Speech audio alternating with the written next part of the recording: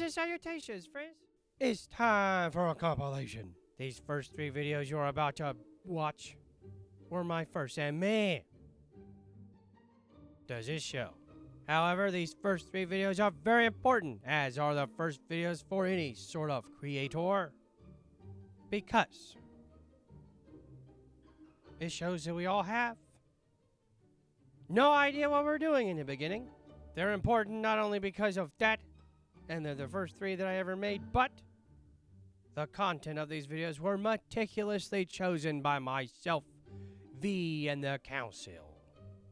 Not only are these 3 games my 3 favorite of literally all the times, they are the most transformative, and at different points during my new life, influenced me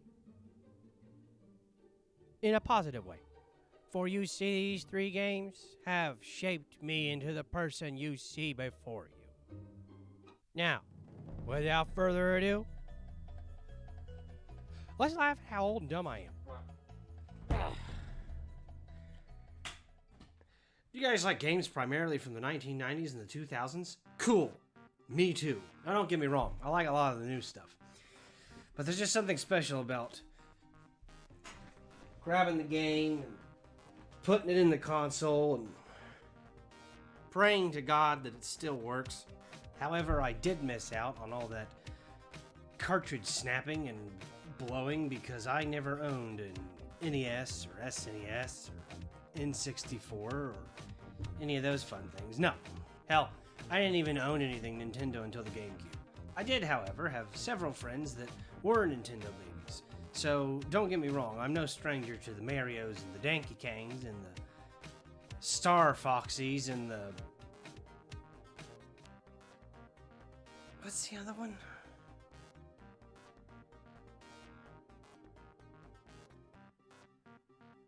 Hell, my very first gaming experience was Sunset Riders for the SNES. But I'm not here to talk about my very first gaming experience. I'm here to talk about my first gaming experience with the first console that I owned. The PlayStation. I'm trying to think of all the games to start my channel off with. I don't even know where to start. I play a lot of different games, spanning a lot of different consoles. And PC. I don't mean to brag, but I got a pretty standard gaming PC. Which is fine with me because I don't need it to play fucking... I don't even know what the kids play now. Doom Eternal? Crysis? Do people still play Crysis? But across all these games and all these different consoles, I wasn't sure how to start the channel. I didn't want to do like a top 10 or anything like that. 3 games came to mind, and they kept coming to mind. If I was to make a top list, they'd probably be in there. I don't know if they'd be number 1, but they would be in there. But that's not why I chose these 3 games. I chose these 3 games because without these 3, I'm not sure my love for gaming would be the same. They struck very specific chords at the right time in my life and just shaped me into what I am now. So for this little opening series, it'll be 3 games. 3 games that I keep coming back to. Always. I can always play them, no matter what mood I'm in, no matter what's happening. I can always play these 3 games. Always.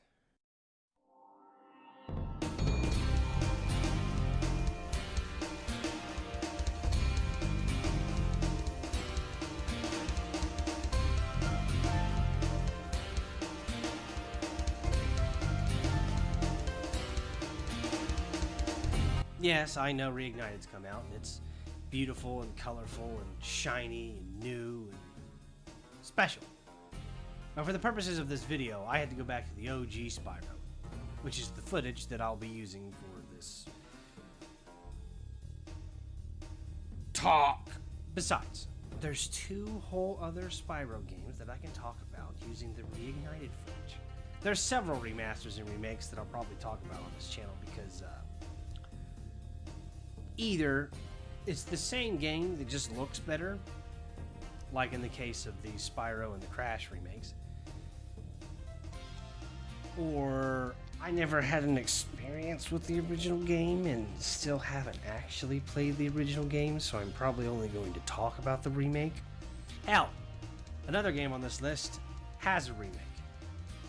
Or dare I say, a reforged. That we're not going to talk about. Ever. Maybe. But not in a good way. No, this is not a review. I'm just a guy with fond memories. My first exposure to Spyro the Dragon was in the summer of 1998, I think. I played the demo of Stony Hill in a Sears. Now, for those of you that don't know what a Sears is, it's a department store, kind of like Walmart, except they didn't sell food. They're gone now. May they rest in peace. And from the moment I realized you could just hold down the square button and just charge around like a drunk, I knew I had to have this game. So that Christmas, I asked Santa Claus to bring me a PlayStation and Spyro the Dragon. Bing, bang, boom! What do you know? I got a PlayStation and Spyro. But I didn't get a memory card. You see, Santa Claus wasn't very tech savvy and didn't realize you had to have a memory card. And neither did I, because I was 7 or 8 at the time. I can't math. Fuck math! So this guy had to play for about a month without being able to save the game. And I never made it past Artisans in that time. Wonderful. But I wasn't stupid. I didn't have the interwebs, or magazines, or the ability to read if I had either one of those, but it didn't matter. I knew there had to be at least one, maybe even 2 more levels to this game. Little did I know what adventure awaited me when I got this little blue rectangle of plastic. First off, I had no idea that the first home world was called Artisans, despite the fact that the first unskippable dragon tells you this. Second, I immediately knew this game was special because of the music, something I didn't notice when I played it in the Sears. But boy, oh boy, did Stuart Copeland knock this bitch right out of the park. By the way, buckle the fuckle up, because whenever I go on these nostalgia trips reliving these games, I'm probably going to talk about the music a lot, because the music in video games is fan-fucking-tastic. Music and primarily story-based games. Even if the story's bad. Because I always just play the single-player campaign. Because I don't like playing with people. Because I don't like them. Anyway, Spyro has some good-ass music. I am not the first person to say that, nor will I be the last.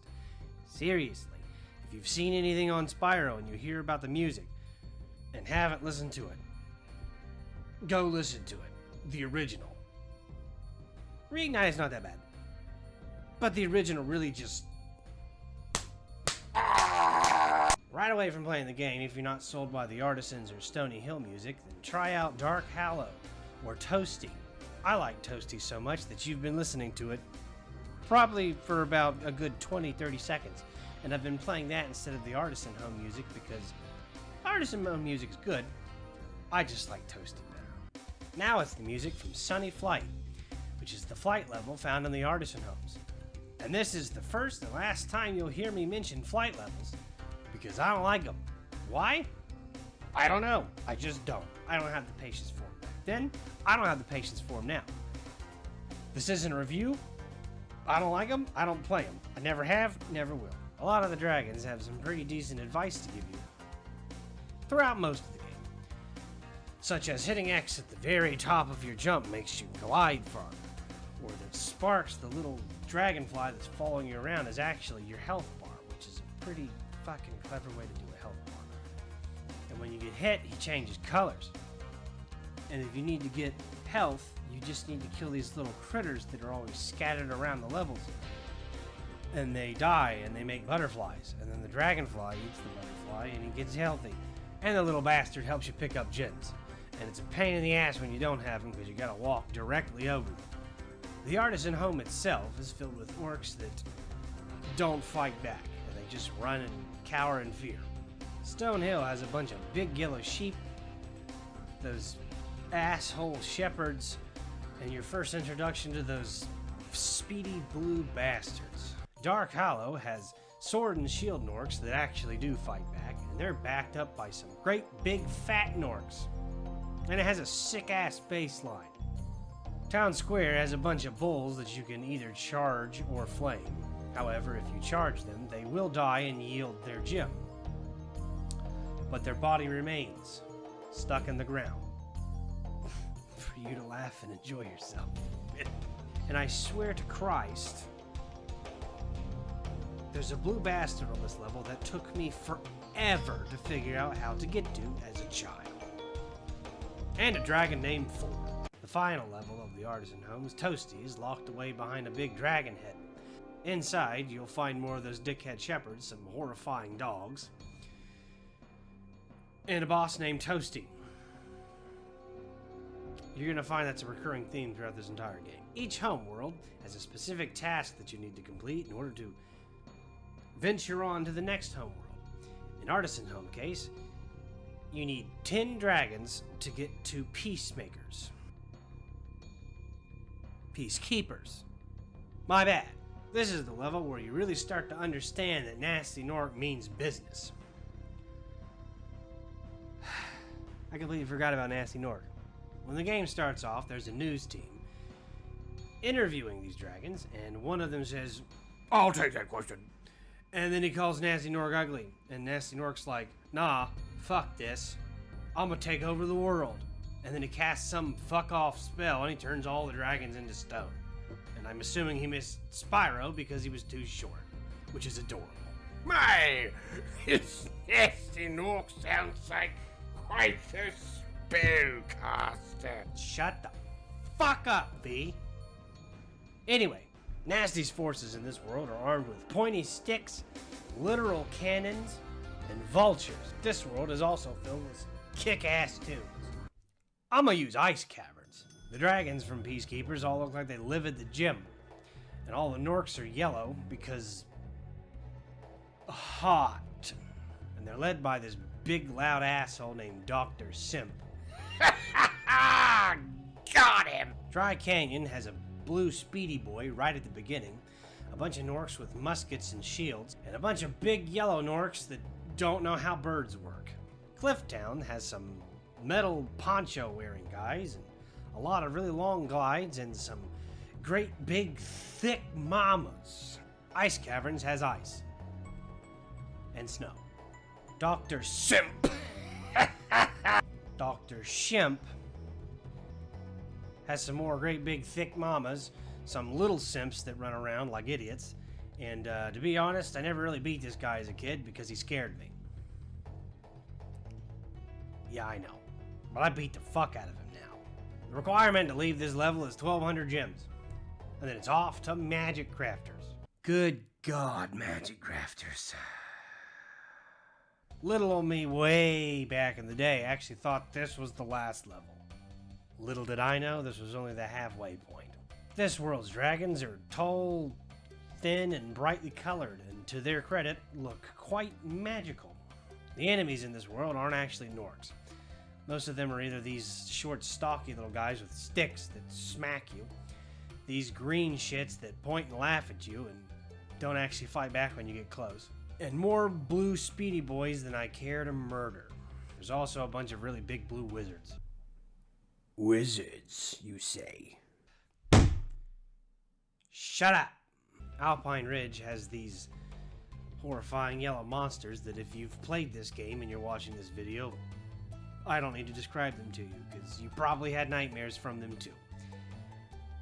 They're kind of silly looking now. High Caves has a bunch of charge ramps and big metal spiders. I don't like spiders. Wizard's Peak. Wizard's Peak which is apparently a fan favorite, which was pretty forgettable to me.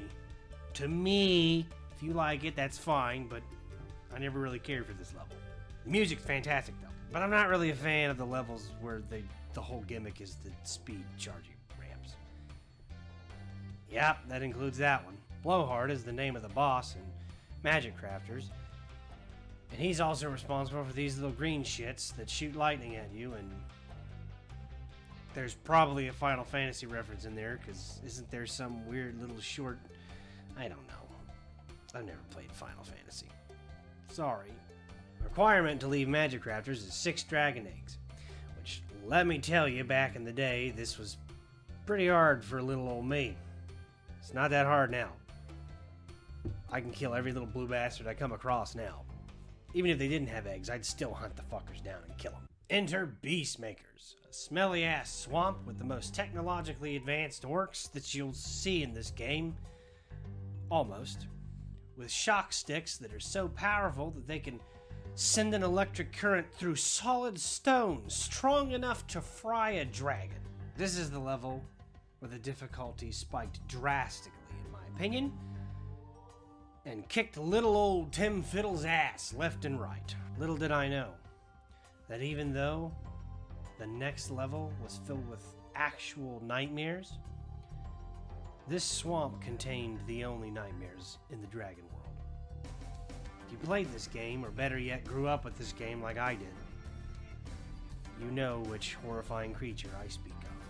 All the dragons in this world are from Louisiana, apparently, and once again your ears are met with gold on pretty much every level. Terrace Village is filled with more tech-savvy Norks. Treetops has a bunch of charge ramps, and I don't really care for this level, but it's got a bunch of monkeys that throw bananas at you and a bunch of other monkeys that skip leg day. Metalhead is the boss for Beastmakers, and he also skipped leg day. But he's a robot, and it shows because he put his monkeys in trash cans. I know, I skipped Misty Bog. Okay.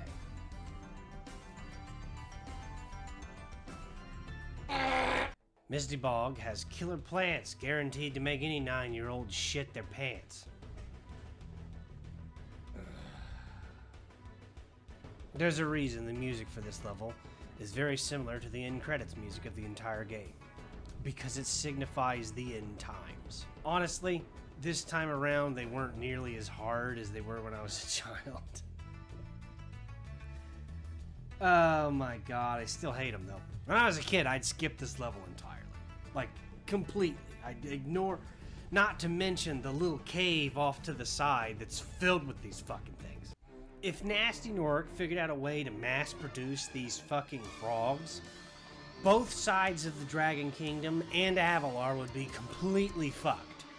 Whichever beast maker made these beasts needs to be drug out in the street and shot. If they made a Spyro 4, a for realsy Spyro 4, it would be a survival horror game. The plot, these things start breeding like rabbits and spread across the entire Dragon Kingdom. The dragons, they're all dead except for Spyro and Sparks, and his only goal is to get a portal to get the fuck out of this world because it's doomed forever. The requirement for the next world is 50 dragons, and let me tell you, as a kid, this was the make or break moment. It was pretty hard. Not now.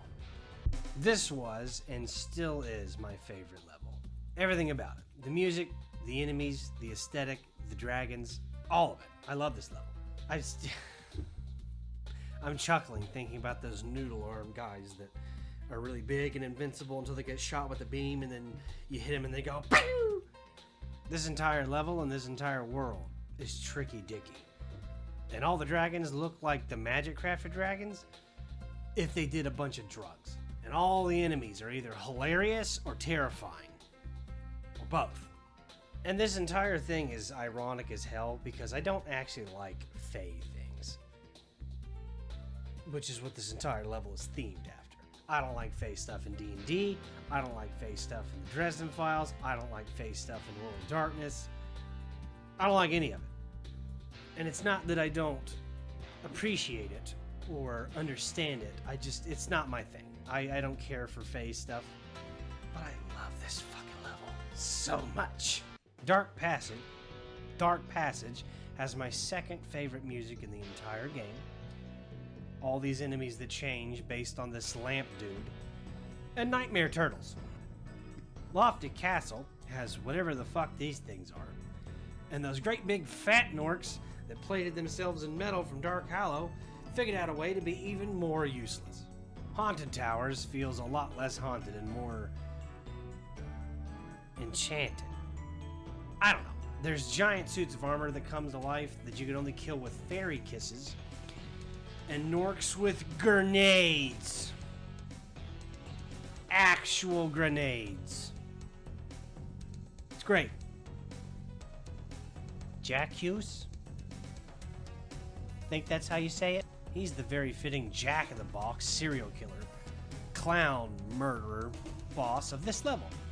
And his level is filled with a bunch of these horrible volcanic nightmare creatures, and then the same creatures with meat dresses. The requirement for the final level is 6,000 shiny rocks. Upon arriving in Nasty's world, you realize one thing and one thing only. This fucker is ready for war. Nork Cove is where Nasty is planning to launch his all-out invasion of the Dragon Kingdoms. Big silly Norks are chucking barrels at you Danky Kang style, while these other goofy goobers... Get it? Goofy goober? SpongeBob? Stand on exploding barrels, just waiting to get dragoned to death. And this is my favorite music of the entire game. I fucking love the Nork Cove music. It's fantastic. And if you weren't convinced Nasty was gearing up for a world war, just go to Twilight Harbor. Because it's filled with Nork commandos. You got guys that have real machine guns, like big fucking M60s. There's other guys chucking grenades dressed up like Rambo. Like real assault rifles and stuff. It's fucking great! But, once you conquer these final levels, it's time for Nasty himself. The first time I'd ever gotten this far was on a snow day. In early 2000. And let me tell you, I was ready for it. My hands were shaking and sweating and all that shit. The kick-ass music was distracting me, and I killed those two key-snatching motherfuckers, and it was off to the races. Poor bastard didn't stand a chance, because I trained the entire game for this. The whole reason I got this game was because I could hold down the square button and charge everywhere like an idiot. And what do you have to do to beat Nasty Nork? Charge everywhere. Like an idiot. Plus, those fucking frogs had hardened my nerves at this point, and I was just itching to... In conclusion, I just love this fucking game. Everything from the colorful design, to the music, to the goofy-ass enemies. All joking aside for a second, big shout-outs to Stuart Copeland for composing such a fucking wonderful trilogy of music and games, and the Insomniac team that actually put this masterpiece together. Thank you. I'm sure that if I had played something else, I would still love and appreciate video game music, but I'm really thankful that it was Spyro the Dragon was the first one that opened my eyes to how important it was to have good video game music. And a big thank you to anyone who's watching this before any of the other videos have went up, because you're probably one of like 5 people. Thanks. This is the first of a trilogy of videos. Technically quadrilogy, because the next one will be in 2 parts, talking about the big 3 gaming influences that have shaped my love for gaming. Sure, probably like most of you, I've played and enjoyed a treasure trove of games, but Spyro was the first step in this long journey. A journey that up until about 2002-ish, 2003-ish, consisted mostly of purple dragons uppercutting elves with their pet ferrets, and whatever the fuck Ratchet is. I had no interest in any other type of game, at all. Shallow, I know. Little did I know, I would stumble across my next big step by sheer dumb luck. Man, what an idiot. As you could tell, I had absolutely no clue what I was doing. And spoiler alert, I barely know what I'm doing now. And I still can't read good. This video was filmed mere weeks after my release from the barrel. And as you can tell, I had not yet figured out the adequate dose of Benadryl Now, the next video is split into 2 parts because I felt it needed 2 parts. Did it? I don't know, let's find out.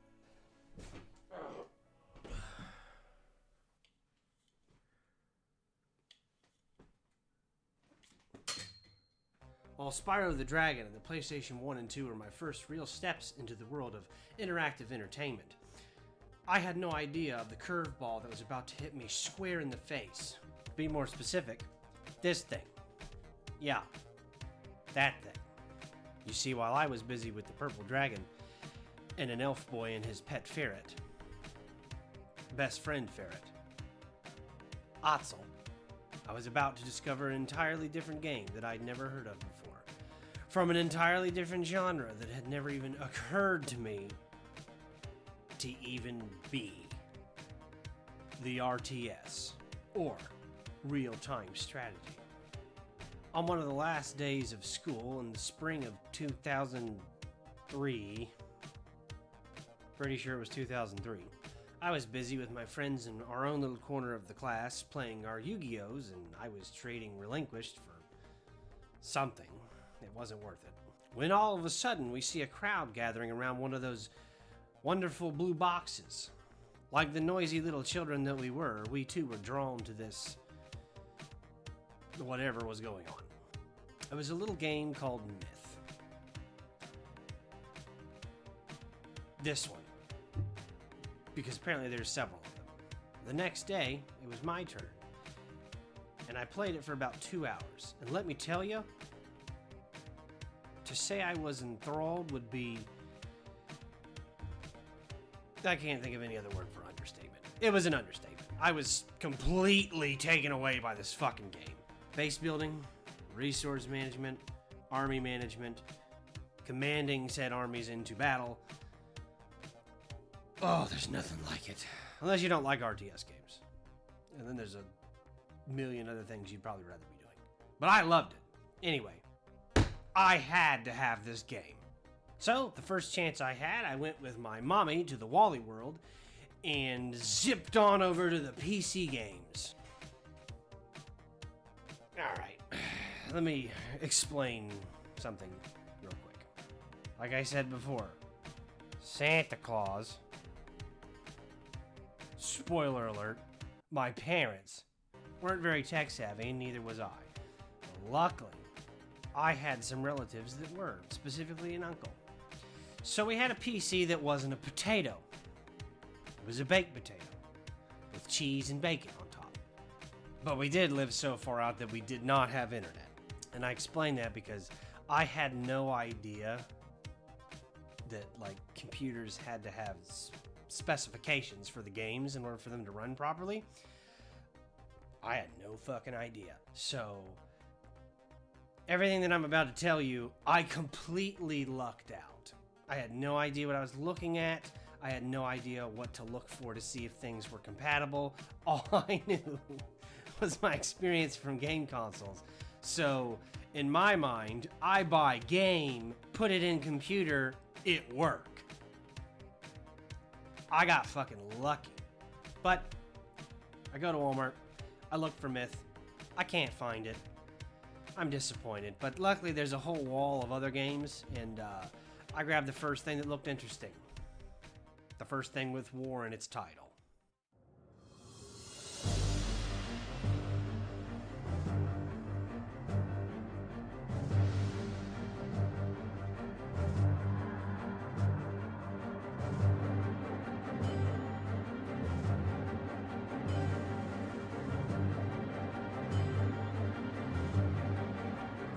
From the moment I loaded the game in and watched the intro cutscene with the human and the orc and the infernal,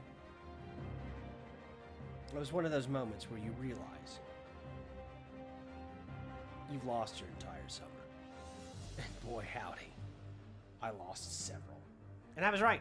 I lost the entire summer, with the exception of a few outings with my friends. Other than that, no exaggeration, I played this game non-stop for 3 fucking months. I replayed the campaign, I tried different difficulties, I looked up all the weird fucking cheats, I didn't have internet so I couldn't play against people, but by God, I cranked up the difficulty on the computer and got my ass handed to me. And one final bit of context, if you haven't figured it out already. Coming from platformers to RTS, compared to me playing Spyro now, with my patience, I'm able to complete them with little effort and, you know, all that stuff. And still have a good time, still enjoy myself with all the pretty colors and the shiny things. But when it comes to RTSs, my God, I can't believe, like, you don't... I cannot believe I beat this game. Not only beat this game, I beat the shit out of this game. Without having any idea how to, like, group things into subgroups or use hotkeys or any of that. It was literally just drag the box, click, attack. The only hotkey I knew was A for attack. That was it. No, this is not a review. It's just a guy with fond memories.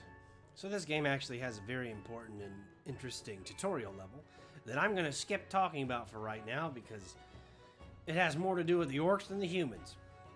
And this video is going to be 2 parts. Humans and undead, and orc and night elf. We get a pretty neat cutscene, actually a really cool cutscene at the time, about these fancy pants aristocrats talking to King Tyrannus about how to deal with this plague that has gripped the Northlands. When all of a sudden, Bird Jesus arrives and tells the king he's got to get the fuck out of Dodge before the end times. And naturally, they completely ignore him. Like they should. Because I'm sure everything's going to be just fine. Our story begins with this prince named Arthas Menethal, who is the son of King Tyrannus, who we just saw turn down Bird Jesus. And he's been training with this badass named Uther the Lightbringer to become a paladin of the Silver Hand. So Fabio arrives to help Uther the Lightbringer defend a nearby village from the evil orc clan, the Blackrock clan. I could have said that better. But Uther leaves and Arthas arrives just as the village is getting attacked and they're carting off some villagers to sacrifice or some shit. I'm sure it'll be fine. You meet back up with Uther at his base camp, and it's finally time for some base building. There's a neat little bonus mission you can do here, where you can help some dwarves kill an evil black drake named Cyranox. Why would you help them do that? It's said the drake's blood can bestow fiery enchantments upon weapons. Because that's why. And you get riflemen. You arrive to kill this totally badass looking model called an orc blade master, just as he kills the villagers to appease his demon masters. But I guess Uther's gonna deal with this now, and we're gonna go deal with some cult stuff. I'm sure it's nothing. Next, you get this neat little in-game cutscene of the Prophet trying to convince Antonidas, the leader of the Kirin Tor, a society of wizards that have their own city. A wizard city? He ain't having none of it either. Bird Jesus flies away, and then he calls out his pupil, Jaina Proudmoore, who's invisibly stalking him. But he ain't got time to discipline her, so he sends her off to do something with the cults too and to meet someone.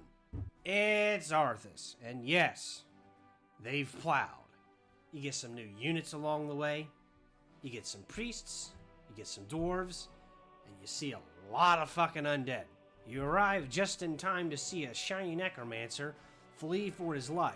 So in a fit of rage, you burn down the closest thing you can find, which happens to be a barn, which happens to be your objective, to destroy the barn. You know, Tim, I've dabbled in a bit of necromancy myself. The next mission is back to base building, resource management, and killing things that are already dead. You meet Kel'Thuzad, the shiny necromancer that's the leader of the Cult of the Dam, who's been spreading around the plagued grain, who also reveals that Mal'Ganis is actually the one behind the Scourge, which is the name of the undead army. And you kill him, and then go hunt Mal'Ganis. Kel'Thuzad's dead for good. He's never coming back. Ever. Now, on to the first mission that really tested me back in the day. It's a type of mission that's pretty common in RTSs, at least the ones that I've played. Hold out until blank arrives, or hold out until you can get the fuck out of there, or hold out until thingy charges, or hold out because end of days. And that's exactly what you do. You have to wait for Uther to arrive as backup. And let me tell you, if you've never played an RTS game before, and this is your first time hitting a mission like this, you're probably gonna die. A lot. And you either love the fact that it's challenging, or you quit and you go back to whatever the fuck it was you were playing before this. Considering how impatient I was with platforming games, again, I'm amazed I beat this game. But you stick with it, Uther arrives, and saves the day. And then Arthas gets mad and storms off like a little bitch. I'm really starting to hate this guy. Crow Jesus shows up and tries to convince Arthas, and that goes about as well as you'd expect. Jaina comes out of hiding again from eavesdropping, and Arthas gets pissed and decides to take out his rage on the nearby city of Stratholme. And if you've played this game before, or familiar with Warcraft lore, you know what's coming. This is probably one of the most infamous missions in this game, as well as one of the most infamous moments in the Warcraft 3 storyline. It marks a very pivotal turning point for Arthas, and is the beginning of the end. Arthas did nothing wrong. Arthas and Uther arrive just in time to find out that all of the villagers have eaten the poison gluten. So, Arthas comes to the only logical conclusion. Kill everyone and burn the city to the ground. Uther gets pissed, rightfully so. Arthas also gets pissed, abuses his princely power, strips Uther of his holiness. Uther fucks off along with all of his knights. Jaina can't stand to watch him do this, and Arthas is left alone to commit genocide. Then Mal'Ganis shows up and taunts him. Fun fact, you can kill the villagers before they become zombies, and it still counts towards the kill meter.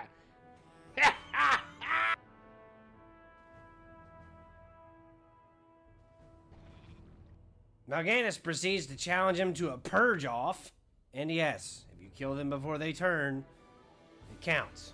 After you're done killing your own people and burning your own city to the fucking ground, Mal'Ganis taunts you again, and Arthas completely fucking falls for the bait and follows him to the North Pole, where he'll eventually meet the King of the Zombies, the Lich King. Uther arrives to witness the horror that Arthas has unleashed upon his own people, and meets up with Jaina, who proceeds to tell him that he's gone to the North Pole to hunt the devil. Then, the prophet shows up, and finally, somebody drinks the fucking Kool-Aid.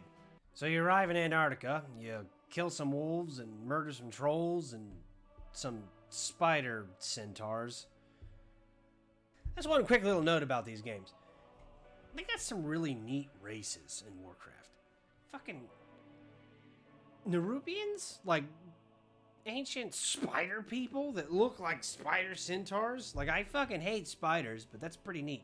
Then you meet some dwarves. They help you hunt for the devil.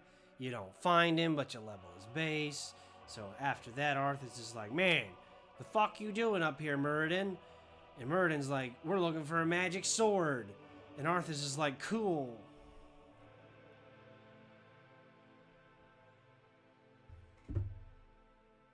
But I'm sure everything will be fine.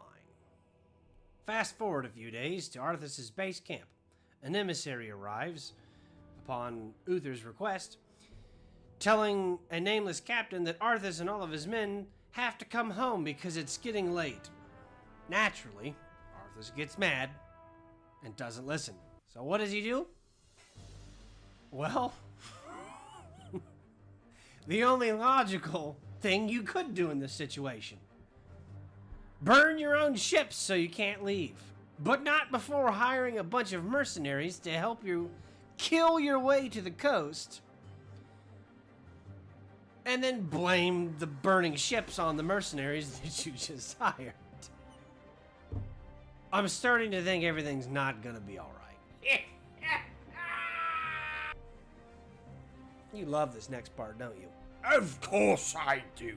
That blonde bitch has finally abandoned the path of righteousness and weakness for a taste of true power. So in the beginning of the next mission, Muradin tells Arthas he's an ass. Arthas completely ignores him. The devil finally shows up and says, "Hey, I can't believe you fell for that. I'm gonna kill you now." And then Arthas is like, "Wait, our only hope out of this is that magic sword.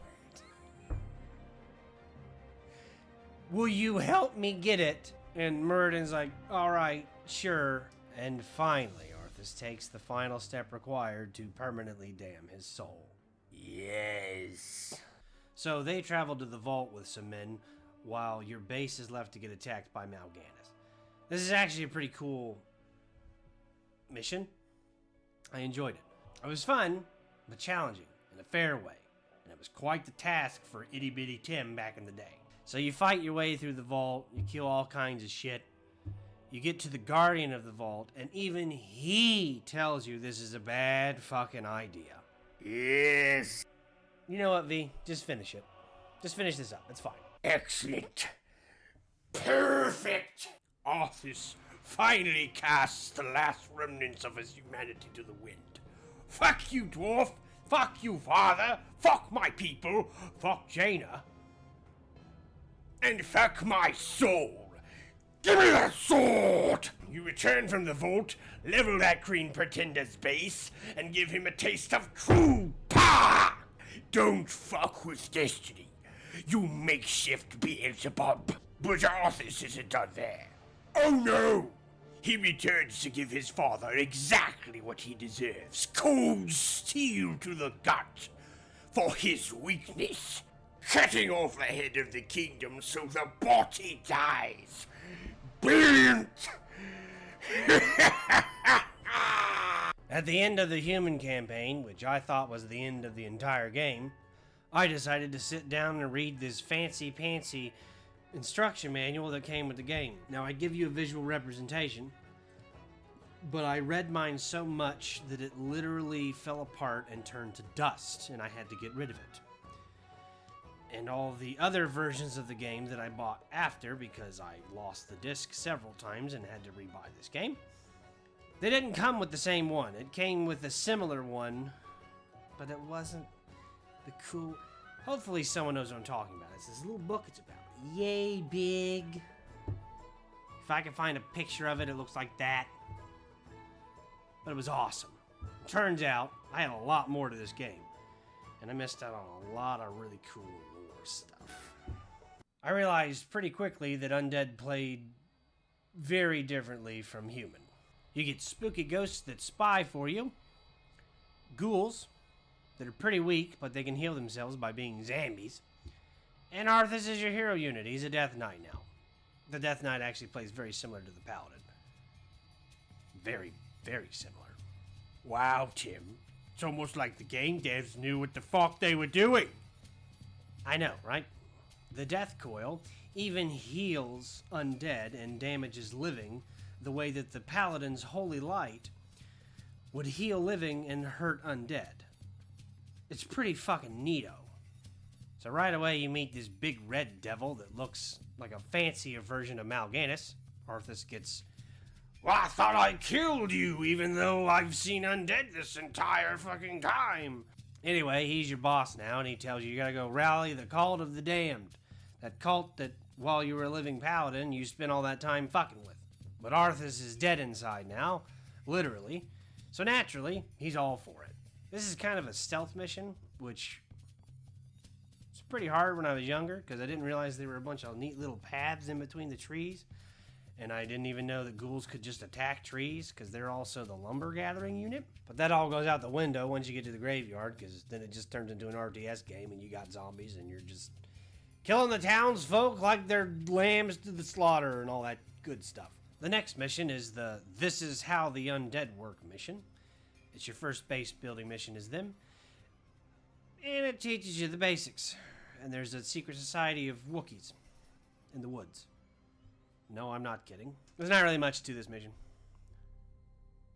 Except you kill Uther. Yeah. That Uther. That's what you get, you righteous prick. I liked Uther. I thought he was cool. Of course you do. Remember that necromancer Kel'Thuzad? He's haunting you now.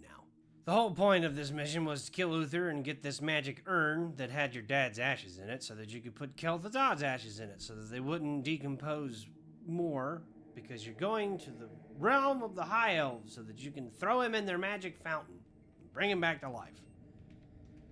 Whee!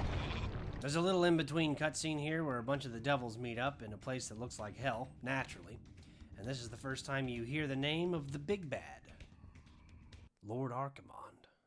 Back in the real world, Arthas has made it to the home of the High Elves, Quel'Thalas.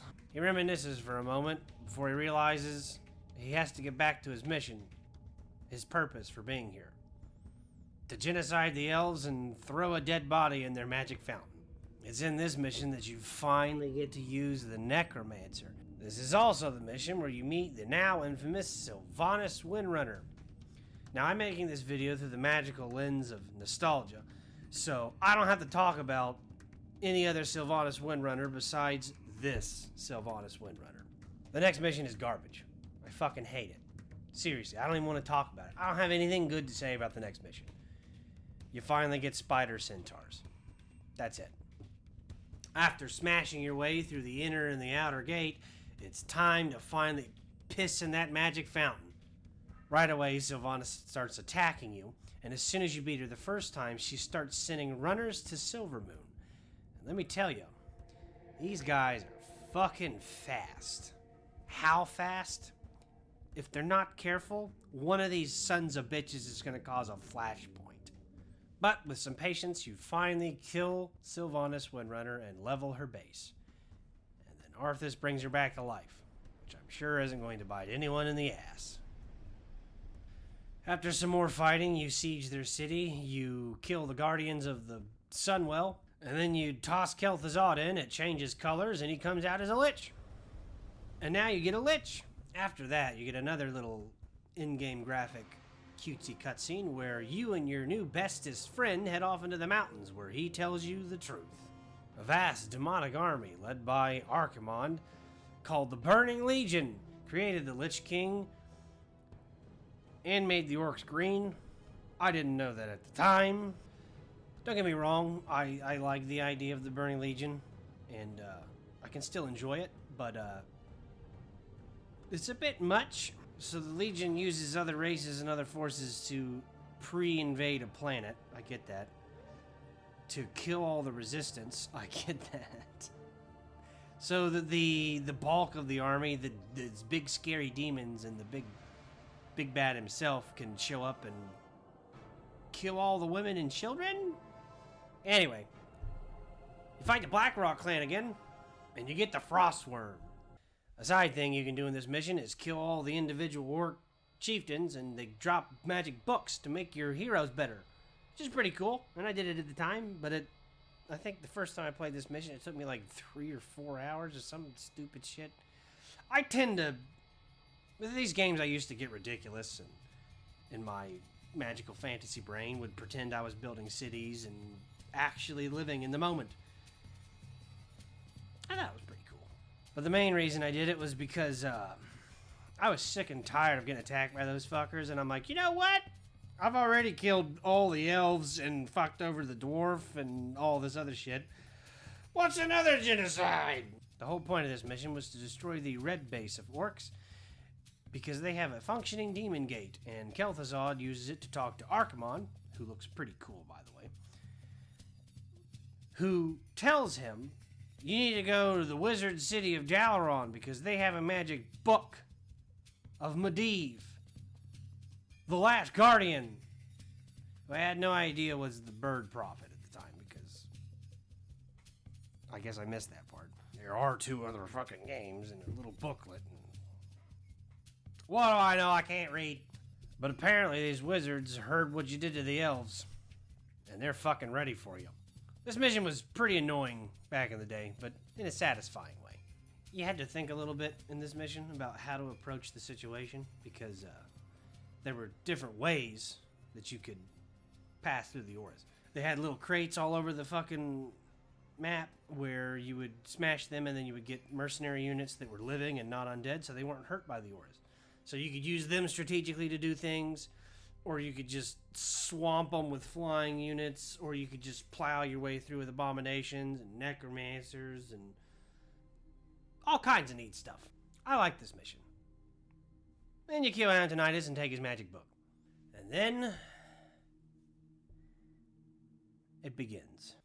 You see, the younger wizard/gamer me hated this mission because I just wanted to get back to building bases, building armies, and go kill this guy, go kill that guy, go smash this thing, and be done with it. But the older me, the now me, really likes this mission. It's a holdout mission, but it's not a normal holdout mission. It's a doozy. These fuckers come at you like you're trying to summon some kind of demon lord that's gonna spark this massive demonic invasion and literally kill everyone. It's crazy. My strategy back then was build spirit towers fucking everywhere, and abominations, and pray. My strategy now? Have a single unit with Arthas, a wall of spirit towers, and use Arthas to pick off the ones that are fucking with the spirit towers. Primarily those dwarves with tanks. Now Kel'Thuzad gets demons. What you want to do is you want to keep them in the center until you get a full control group, and then use them as an alternate attack source. And also a full control unit of gargoyles to go anywhere because they're very versatile and fly. And when you get down to like the last, I believe it's like a minute and a half or a minute of this fucking mission, Jesus Christ. But eventually you succeed, and you get to see Archimonde in a cool cinematic cutscene where he levels Dalaran with some magic sand.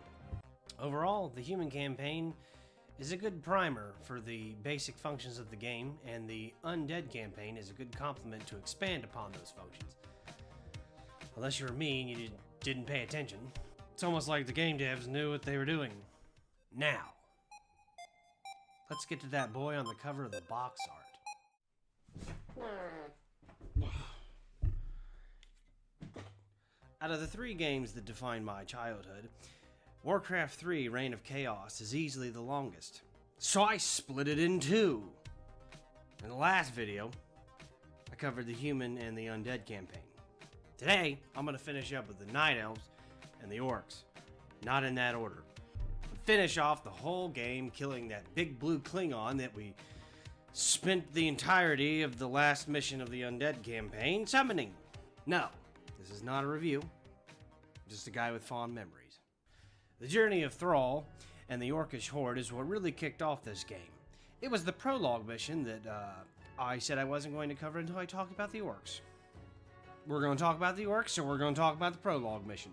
The prologue mission is basically Thrall getting a vision from the prophet, Bird Jesus, telling you that you're meant to lead your people to freedom across the sea to the distant lands of Kalamazoo. Because like Jaina, Thrall actually drank the Kool-Aid. So basically there's 3 prologue missions. There's 2 prologue missions. The first one is basically you learning how to move around and ride your wolf and chain lightning things to death. And the second one is basic base building, orc style, and freeing Grom Hellscream, Who's a complete badass. who has a son who also did nothing wrong. Don't you fucking start.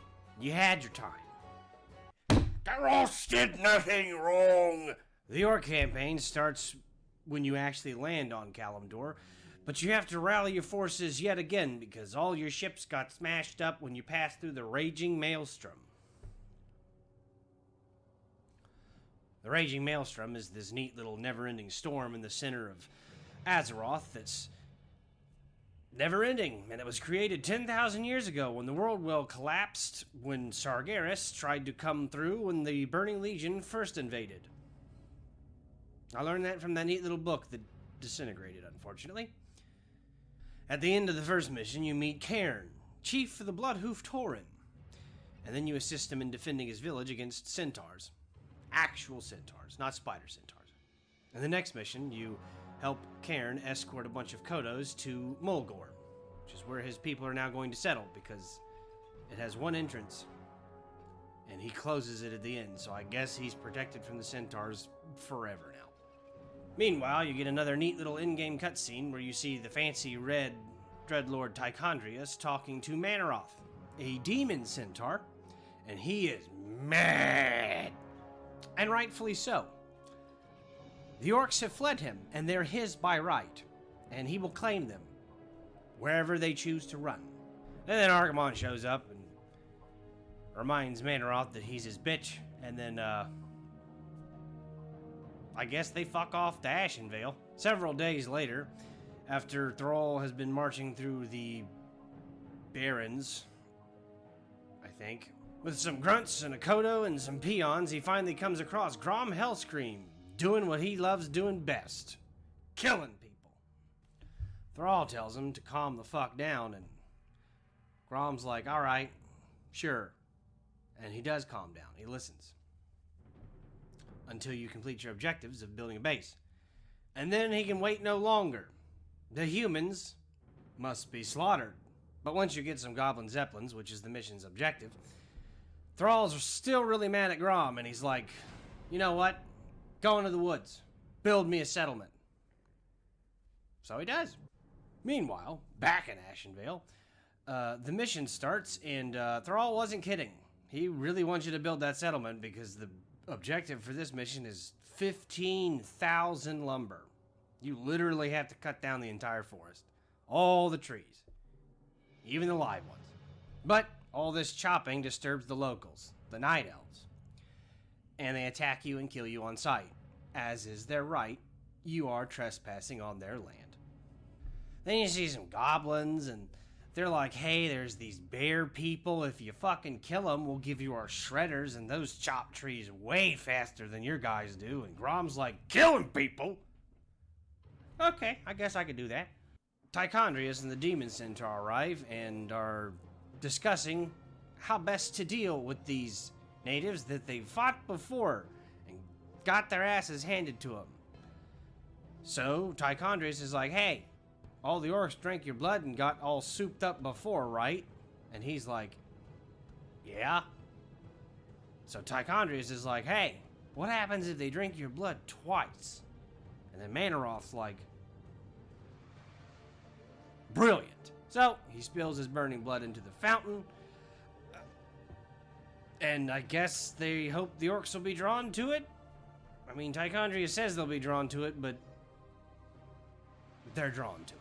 Remember these night elves that are pretty mad about people trespassing on their land and killing people on sight, as is their right? It's their land. Well, it turns out they have an actual god named Cenarius, who's a fucking badass. So what happens is right away you get your ass completely fucking handed to you by Cenarius and all these night elves. They come pouring out of the forest. A grunt screams, "To the other side of the river!" And that's what you should do. Don't do what I did. I tried to fight him, which was... The best thing to do is to fall back, reinforce, and wait. Because the next trigger for the mission is when you survive the after onslaught. Because eventually when he destroys everything on the other side of the river, you get another cutscene where he regrows the forest. Because he's a demigod. This was the first and only mission I failed several times in a row. The rage I felt at repeatedly getting porked over and over again in an RTS is kind of similar to failing to make a jump, or getting your ass handed to you by RNG, or something similar like that. But instead of just getting mad and throwing the controller and breaking everything I own, this is more like, man, I gotta try better next time. What the fuck was I talking about? Oh yeah, a troll finds the energies from the well. Grom finds it, and he's like, fuck it, let's drink this shit. And he does. And they get super roided out, and they become so juiced that they turn red instead of green. That's what happens if you drink demon blood twice. You turn red. Around the same time, Thrall arrives at the base of Stone Talon Peak, where he's seeking an audience with the Oracle. Spoiler alert, it's Jesus. But then Cairn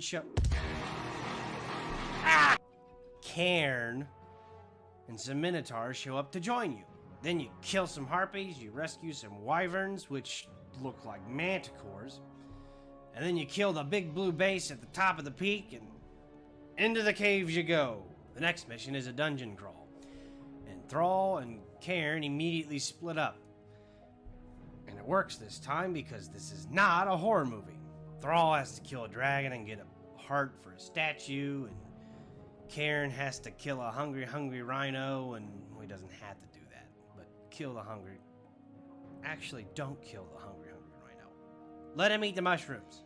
Cairn has to get a key after killing some pigs, and then you unlock the door, and then you get a magic bridge, and then you talk to the Oracle, and what do you know, it's Jesus. Jaina's there too, and Medivh actually manages to talk some sense into all of them, and this was actually very refreshing, because they didn't go with the whole, oh, I'll never trust them. No, they've clearly all seen some shit, and they're like, you know what? We've been killing each other for decades now, but the situation calls for cooperation. Final mission time! Thrall and Jaina both build up two separate bases at the base of a big mountain where Grom and the Warsong have entrenched themselves. They think that working together they can free the Warsong and Grom from the demon's grip. But to tell you the truth, I don't think he wants to be saved. Well, too fucking bad. They're all gonna get saved, even if I have to kill every single one of them to do it. So at a certain point in the mission, infernals begin raining from the sky. I'm not sure if this is a timed thing or if it's waiting for something specific to happen, but it's pretty cool. I enjoyed it back then, and I think it's pretty neat now. Once you get to Grom, Grom basically says, hey, you know that stuff you think was forced upon us? Nah, we did it willingly. And I did it willingly this time, too.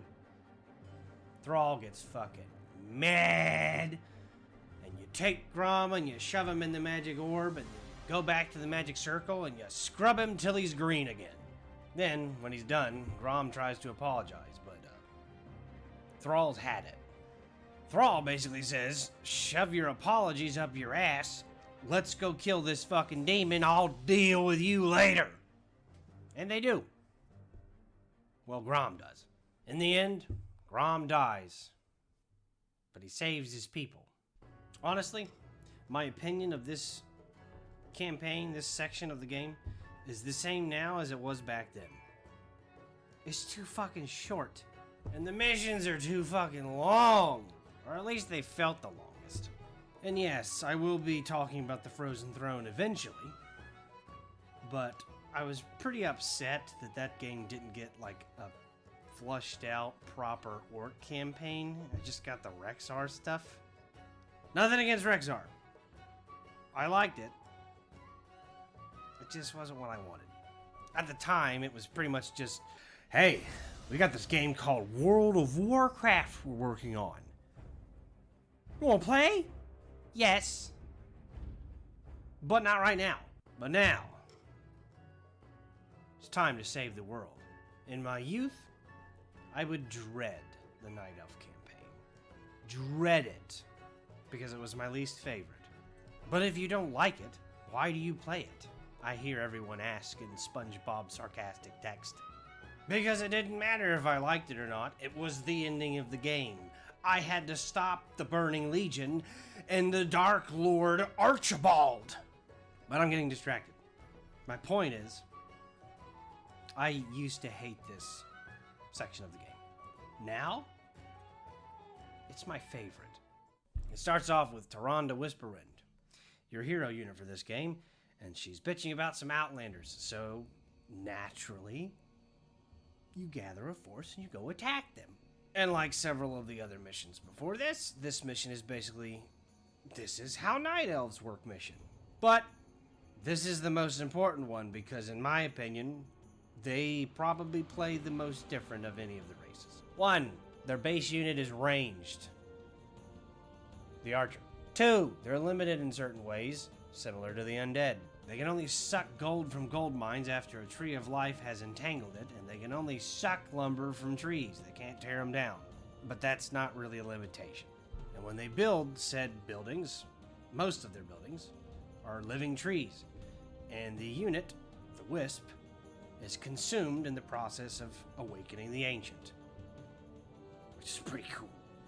3, finally, and most importantly, their food building, it's called a moon well. And it's a well that fills up when it's nighttime. I just realized this game has day-night cycles. This is the only race that it matters for. Also, all their lady units can hide when it's dark outside, which is pretty cool. And I never used. I still don't use, because I forget about it. But anyway, the moon well heals your units. And I never used it. I used it now, but not back then. You can probably see why I didn't care for the Night Elves. Because you can't fucking read. Idiot!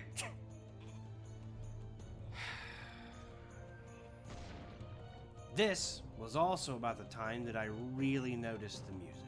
Like I'd come to find later on when I discover other RTS games, the RTS genre has really good music. It's long and ambient and repeatable, and Warcraft is no exception to that rule. And honestly, the Night Elf music is probably my favorite. By the time you finally get to the end of this training mission, the Legion shows up and fucking murders everybody. Whoopee! The next mission immediately starts off with Tyrande running away from the big blue baddie himself. And then she turns invisible, and this RTS becomes Metal Gear Solid.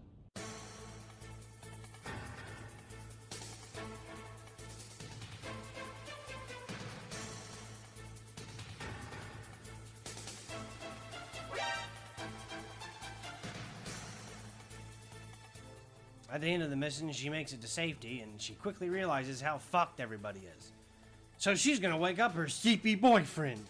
Now the timer for this mission is actually really neat. There's ghouls chopping down trees to get to... I'm not gonna say CB boyfriend again. His name's Malfurion Stormrage.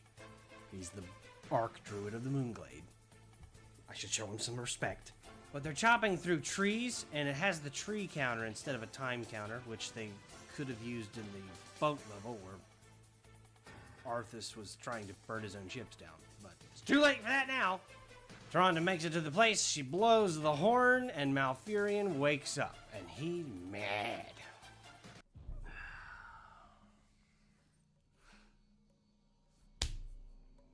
So unfortunately, I don't have any footage of this game pre-reforged. He never used to ride the elk until the Frozen Throne. In the Reign of Chaos, he just walked around. Thanks, Reforged. Oh my god, it's so much better. The Druid's Arise is the next mission, and it's one of the only missions that I remember the name of. The other one is also in the Night Elf campaign.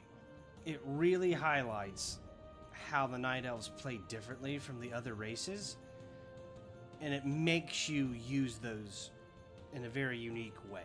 You have to get to point Oh, there's something in my eye. Oh no, get out!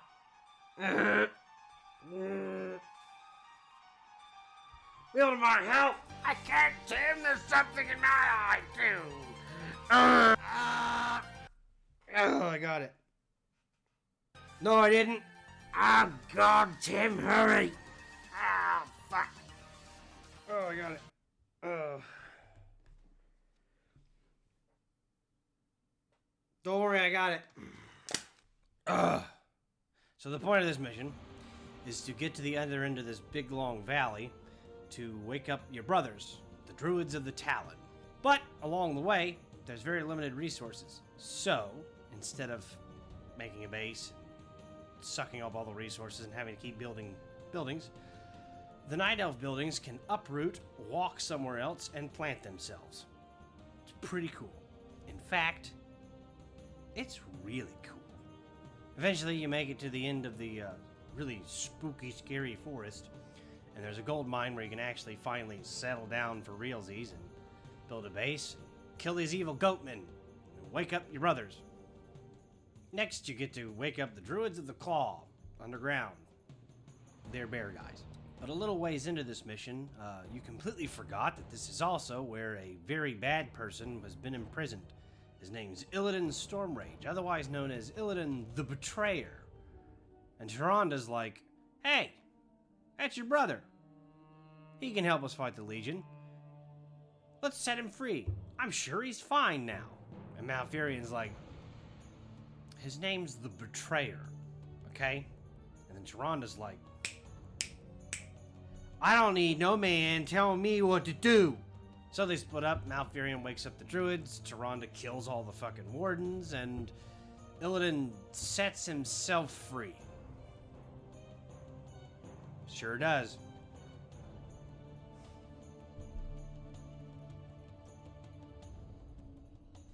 Really? You got nothing to say about Illidan? Nope. I do later, though. So the three meet back up, and that goes about as well as you'd expect. And then Illidan heads off to Fellwood to totally not betray anyone. So this mission starts up with Illidan brooding, and then Arthas shows up. There's that beautiful bastard. He shows up to spar with Illidan and tempts him with the allure of power. Yes. An artifact called the Skull of Gul'dan.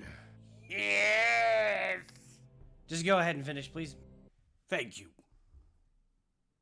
So my boy Arthas tells my new boy Illidan that the Skull of Gul'dan is responsible for corrupting these lands.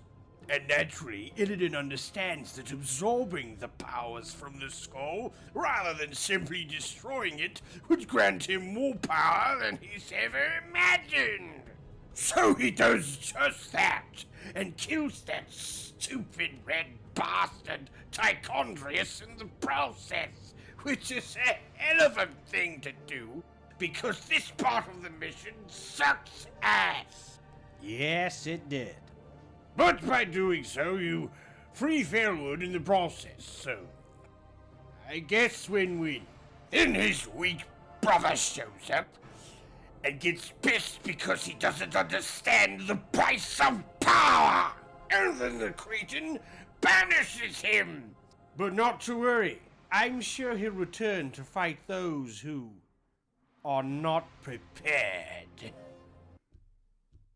Time to save Azeroth. Tyrande and Malfurion meet up with Jaina and Thrall because a magical Stormcrow told him to. I'll give you one guess on who the Stormcrow was. The Prophet shows up and finally reveals that he is Medivh, the last Guardian, which meant absolutely nothing to me at the time, and means a lot to me now, especially after I read the neat little book that I don't have anymore. But he works his magic and he gets everyone to work together to fight the Legion. And fight them we shall. Eternity's End caps off this epic game with an equally epic final mission. Not only is it a holdout mission, it is a holdout mission to end all holdout missions. 45 minutes of non-stop hell. Jaina and Thrall both have full bases completely loaded to the rim. There's mercenary camps, there's extra gold mines completely out of the way and protected, the whole 9 yards. Your only goal in this mission is to survive that 45 minutes until a trap can be set at the base of the world tree for the big blue space goat himself. This mission truly feels like a battle that will decide the fate of an entire world. I spam Starfire. I spam Tranquility. I bought mercenaries. I spammed dryads. I built bases in their bases to constantly reinforce my lines. I did everything. The first time I played this as a child, I beat it the first time. Yes, I beat this fucker the first time. He whittled me all the way down to my own base, and I barely had anything left, but by God, I did it. In the end, Archimon falls for the trap and gets fucking spirit nuked. We're talking like Horus levels of evaporated. In conclusion, I love this game, but you already knew that. Yes, Spyro is a dragon, and that's technically fantasy, but not like this. This game was an enormous milestone for both my love of video games and my life. I only played Diablo 2 because it was in the little advertisement booklet that used to come with these games. I got into Dungeons and Dragons and various other tabletop games because of Warcraft 3. And I met all of my close friends that I'm still friends with today because of D&D. I play Warhammer because I played Warcraft 3. I played World of Warcraft for nearly a decade because of Warcraft 3. I don't play MMOs. I play Warcraft. Played World of Warcraft. I don't anymore, but that's a whole other thing. I started in the happy, colorful, fun time world of dragons, then found my way to the war-torn battlefields of Azeroth. Now, I take a step into the shadows, into the world of survival horror. Not bad for a second try. It was still pretty bad though. As you can see, I did a little bit better. My timing was a bit better. Audio was not as bad. And I'm getting the hang of the editing and stuff. Yeah, but it wasn't until my final video that something clicked. Even this many years later, I feel that this video, yes, this is when I figured it out. My formula.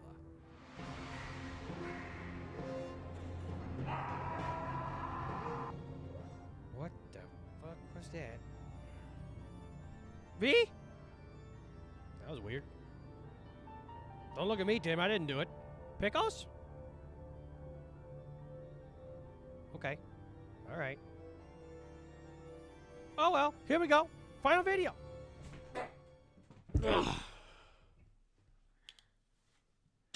Let's fast forward a little bit to about 2004, 2005-ish. Again, not entirely sure when this happened, but time flows differently when you're younger. Am I right? One minute you're at recess playing Pokemans, and the next you're paying taxes. Anyway, I'm out with my parents on a weekday night at this neat little pub/restaurant/bar that's still open, I think, when all of a sudden they run into some old friends that they haven't seen in a while, and as parents do, they proceeded to talk for the next 2 hours.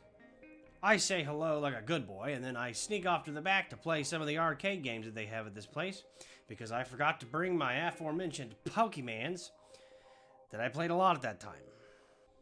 As I'm playing Kiss Pinball or Gauntlet or Rampage, I'm greeted by a classmate that I know, but not that well.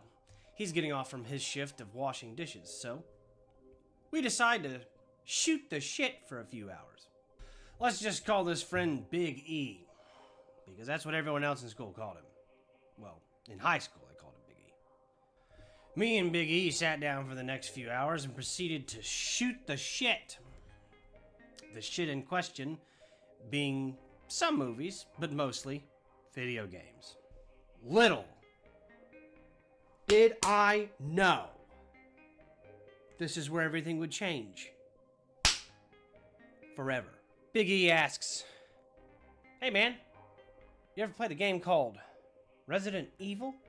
To which I say, "Nah. But isn't it the game with that weird vampire dude peeking around the corner?" To which he says, "Yeah. But that's RE2. I'm talking about Code Veronica." No lie, I still get goosebumps and little fuzzy feelings thinking about that conversation that night. Just for some quick context, my parents went by the ESRB rating system, so I never saw a game past teen. Code Veronica was the first M-rated game I ever owned. Correction! When I say they went by the ESRB system, I actually mean no Grand Theft Auto. Out of my personal trifecta of games that I've spoken about over this opening quadrilogy, Spyro, Warcraft 3, and Code Veronica, Code Veronica was easily the most significant step. Why do I say that? Because, well, Spyro's easy to get into and colorful and hilarious. While discovering Warcraft 3 was also a coincidence or an act of sheer dumb luck, I believe that I eventually would have found the RTS genre regardless. But survival horror? No. If I hadn't become friends with Big E because of that night, and we hadn't spent countless nights after that getting the ever-loving shit scared out of us by Resident Evil and various other survival horror games, I don't know that I ever would have tried them myself. Sure, a lot of the friends that I mentioned in a previous video, the Warcraft 3 video, that I met through D&D also played Resident Evil and these same various survival horror games. But at that point in my life, I don't think I would have tried them. Take out your fucking trash so I can keep recording. How long does it take to take one trash can to the fucking curb? You done? Alright. Now, one more distraction before we get into this. I love survival horror games. A lot. But I'm ashamed to admit that there are several I haven't played myself. I've seen them played. I know all about them. But I haven't played them myself. Luckily, as you can see, I do own them.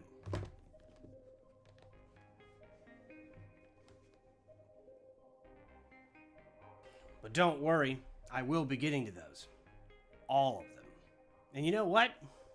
Those will be reviews. But this is not a review. I'm just a guy with fond memories.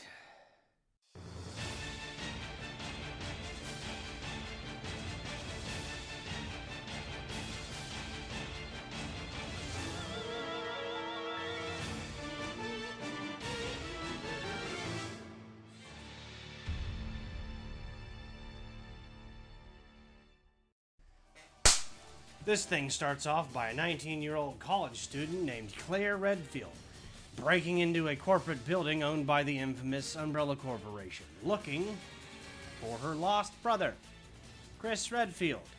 She gets chased down a hallway by a fucking attack helicopter before sliding into a room filled with armed guards.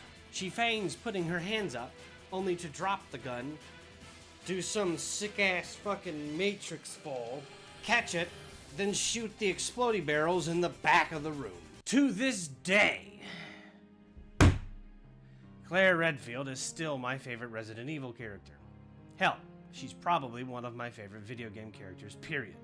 In my opinion,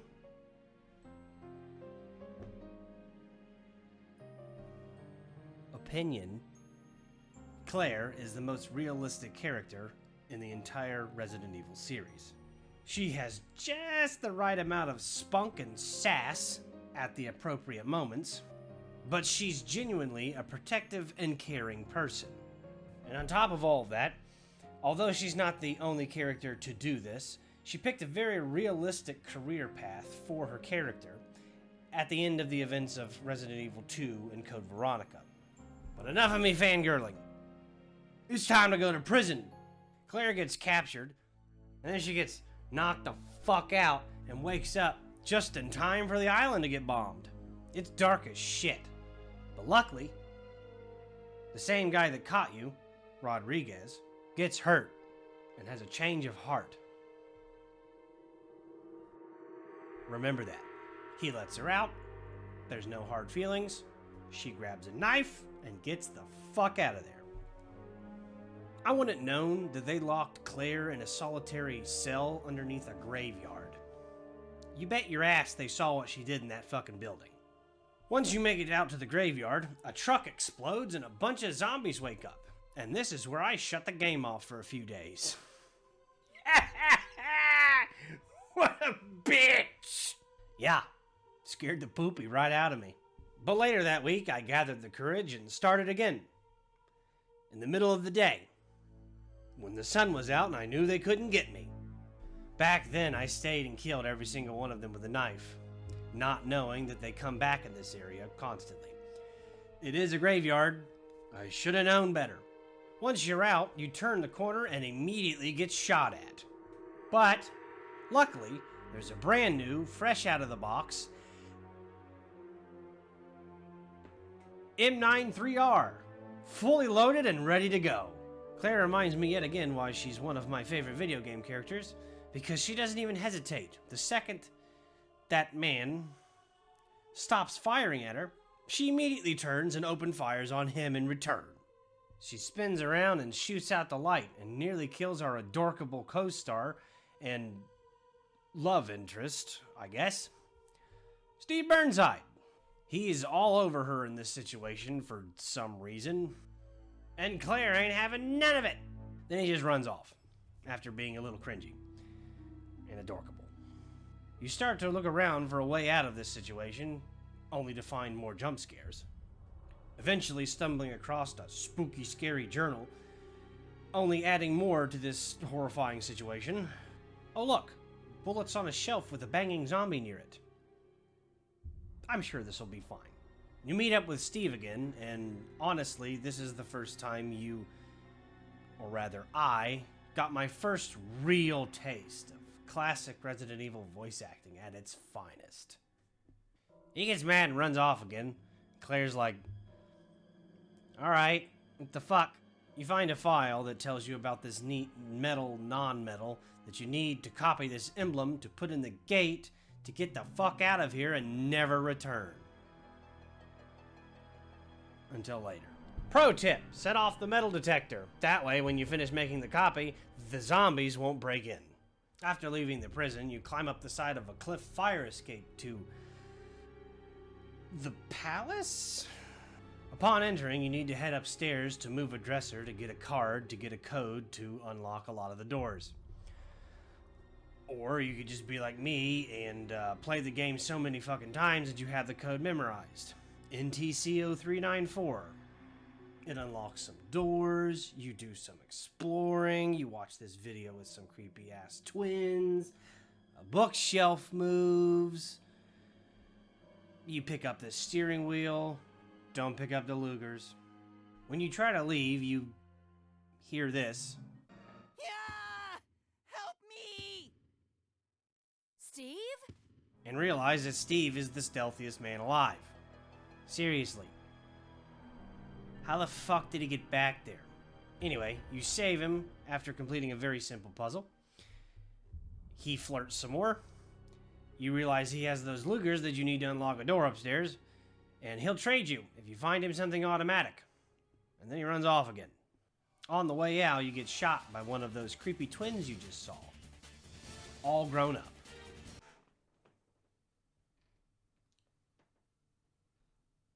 Really? You got nothing to say? What? We got a crazy, insane bad guy, and you got nothing to say about that. Nope. We have two way cooler villains in this game. Fuck Alfred. True. After he leaves, you're free to continue. Emphasis on free. Kinda. You see, the destination of this game is always the same, but how you get there is mostly up to you. You want to go underwater in the submarine first and get more inventory space? You can. You want to go get the crossbow? Bowgun! Idiot!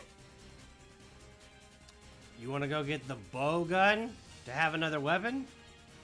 You can. You want to leave that empty fire extinguisher in that security box because you thought you were done with it? You can do that too. Sure, don't get the Magnum. It's overrated in this game anyways. Needless to say, there's no correct way to do these options, but there are different orders you can do to make things easier. Wow, it's almost like they intended you to replay this game. Neat, huh? I honestly don't remember what I did the first time I played this game, but I just went with the crossbow this time. Bow gun idiot! Don't you fucking start. Sorry. So I went to get the bow gun first. Unfortunately, when you get this weapon, you get to see a scientist get destroyed, and Claire, Indiana Jones, her way out of danger, as the entire section gets locked down. You have to release the biohazard lock in order to get that shutter to open up, and the other side of the hall is just locked with it and requires the same key card. Other than that, you explore the other rooms and you kill some zombies and you go to a locker room and a sauna for some reason, and it's off to the other side. You use that steering wheel that you got to summon a submarine, and in the submarine you get more inventory space. And once you make your way through this airport, you get the biohazard card. And it was at this time that I realized that it would have been easier to go this way first. On your way back to use the biohazard card, you encounter the gulp worm. Don't worry, I'm just as confused as you are. Then you open the shutter on the far side of the room, only to have it close behind you immediately. Now, I'm gonna be honest, when I recorded this gameplay footage, I forgot that it did that. And I pooped myself. It scared me back then, and it scared me now. Which just goes to show how big of a bitch I am. But I love getting scared. When you enter a small courtyard, Alfred tries to kill you again. But Claire does some neat action star stuff again and skadoodles up the stairs after him. Once inside, that crazy son of a bitch locks you in this little room and then laughs maniacally at you, and clearly there's a boss fight or something coming. But before that, let's go into this save room and save the game. And get that nice man's medicine. Once you save the game, you go through the slow heartbeat door. Probably scared, like I was. But once you do, you see some submachine guns and think, wait a minute. Steven wanted some of those machine guns for his golden Lugers. Problem solved! And then all of a sudden, boom! Bandersnatch! These things are horrifying. But if you played this game, you already fucking know that. After you kill the tyrant reject, you head down the stairs to get those nice guns for Steve, and then BAM! Another Bandersnatch, but this time, Claire's caught in its clutches. Luckily, her knight in shiny armor shows up just in time to spend all the ammunition out of the golden Lugers. For all we know, those could have been the strongest guns in the fucking game. But Steve quickly earns himself some brownie points over the girl he's been fawning over for the past... in-game, it's probably only been like an hour or two. Only to call her fat. Yep, Claire gets sassy about it too. And then the two of them descend into death. The next section, you get to play a little bit as Steve.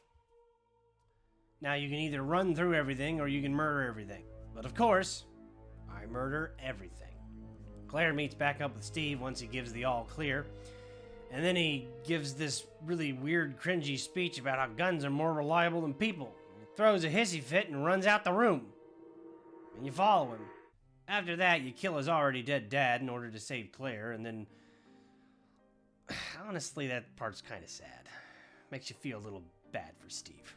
Man, I can't wait for these two to get out of here and get back to safety. together. I said the first time I played this game. Time for a little backtracking to find a blue plate. You use the blue plate to get a blue key card, and then it's a little more backtracking to get a grenade launcher. You're able to turn off the whatever the fuck alarm that was and make it safe for you to open that door again. The same room where that poor man got killed by the Bandersnatch. I'm sure this will be fine. Now, it was about at this time that I was beginning to acclimate to the fact that I was playing a spooky, scary horror game. Little did I know, that was all about to go out the window.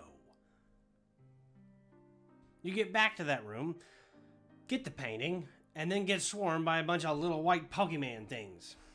Apparently, if you cause a biohazard twice in the same room, the door shuts forever. You put the painting where it needs to go, and then bing, bang, boom, a secret wall slides down, revealing a neat little diorama of the entire island. And a golden key. On the way back to the palace, I shit my pants once again as two Bandersnatch pull themselves up from the depths of the abyss because they smelt fresh bander to snatch. Somehow, a bunch of zombies found their way into the palace, and at that point, I was out of fucks to give, so I killed all of them.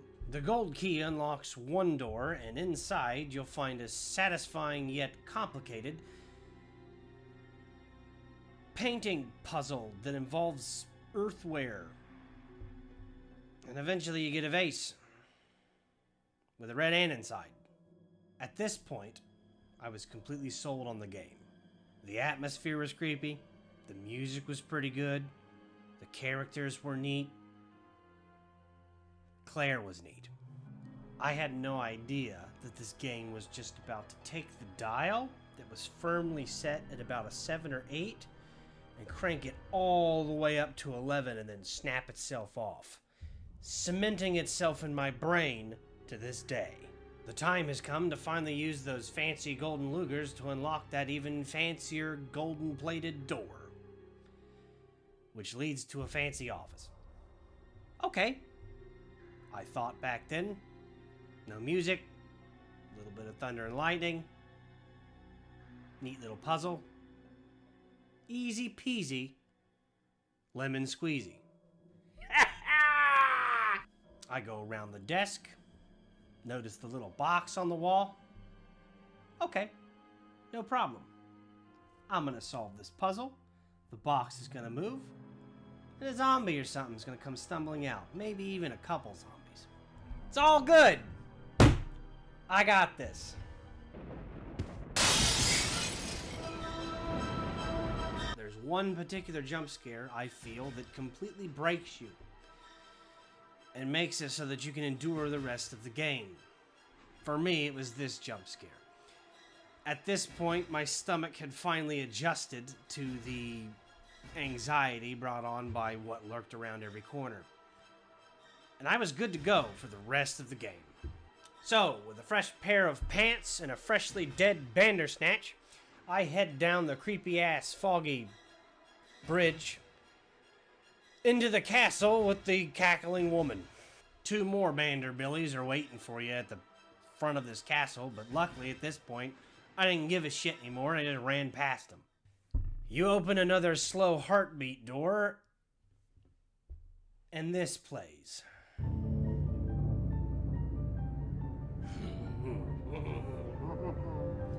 Woo-hoo! At this point, I paused the game and plugged my headphones into the TV.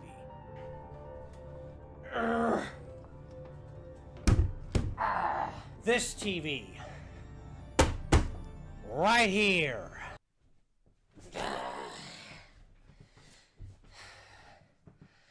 This game has fantastic music. In fact, every Resident Evil game has fantastic music.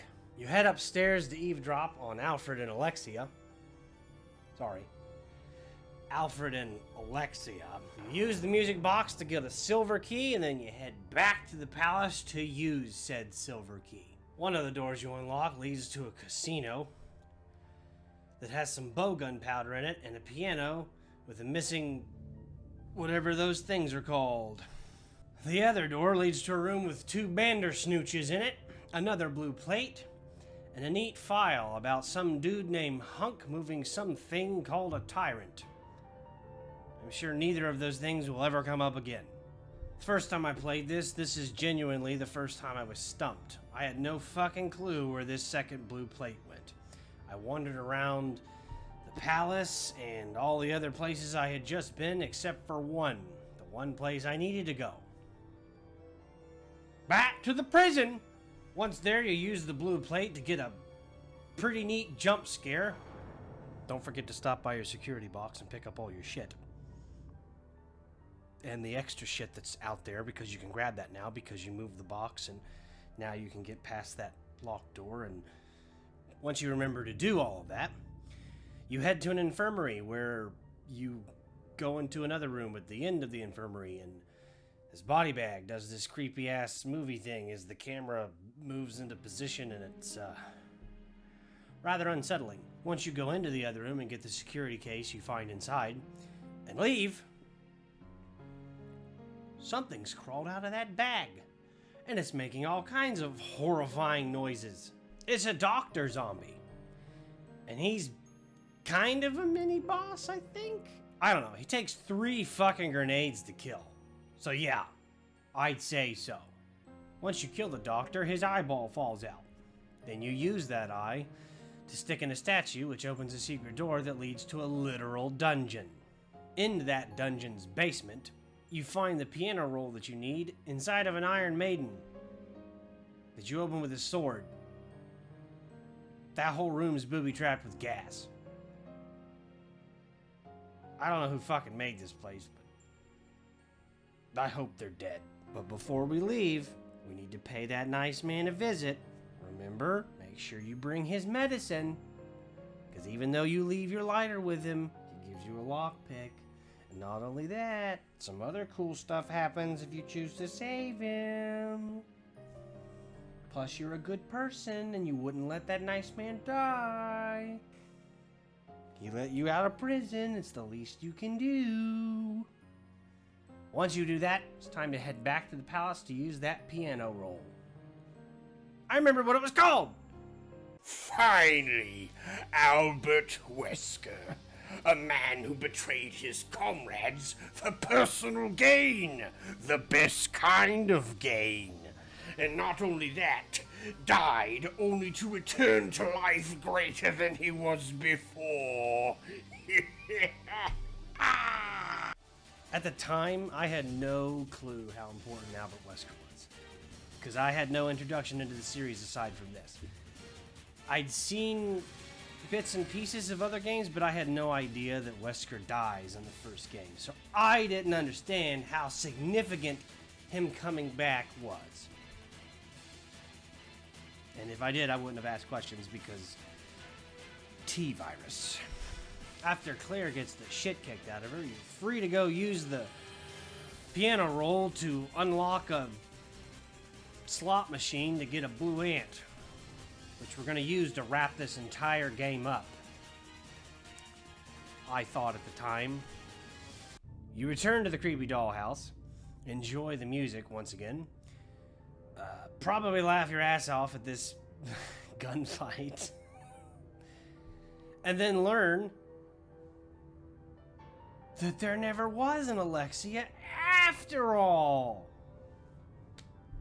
Alfred runs off and starts the self-destruct system, which, again, never realized this was a Resident Evil trope, because I'd never played any other one besides this game. But it doesn't matter, because it's time for Claire and Steve to get the fudge out of here. You get some more fantastic music as our duo make their way to the airport. But of course, things can't be that easy. Claire leaves to raise a bridge while Steve remains behind to run checks on a cargo plane, because apparently he knows how to drive big boy cargo planes. Once you do that, clear an elevator, a timer starts, and Alfred lets out Frankenstein to go hunt Claire down. But luckily, I had a grenade launcher. You get back to the plane, they escape, and the game is over. Or is it? Somehow, that no-finger-having monster climbs his way onto the plane and he's ready for round 2. But luckily, I had some special gas grenades and some explodey arrows. And a crate. Once the fight's over, Claire rejoins Steve and they joke about going to the Bahamas. And then Alfred strikes again. The plane gets taken over and autopiloted to Umbrella's Antarctic facility. A couple things happen. 1. Steve ascends to a whole new level of cringe. But he plays it off like a champ. Man, I know Steve's a dork with some boundary issues, but I hope Claire manages to give him a mercy date after this is all said and done. You know, when they both make it out of here. Alive and well. Both of them.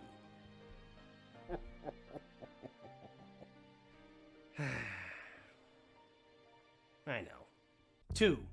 Without realizing it, I was primed for what would become my favorite movie of all time. Now, I don't know if I'll ever talk about movies on this channel, but if I do, I'll probably talk about this one. It has several things in common with this point of the game. Cold, dogs, Antarctica. You guessed John Carpenter's The Thing before I said this. You're awesome. If you didn't, go watch it. Right now.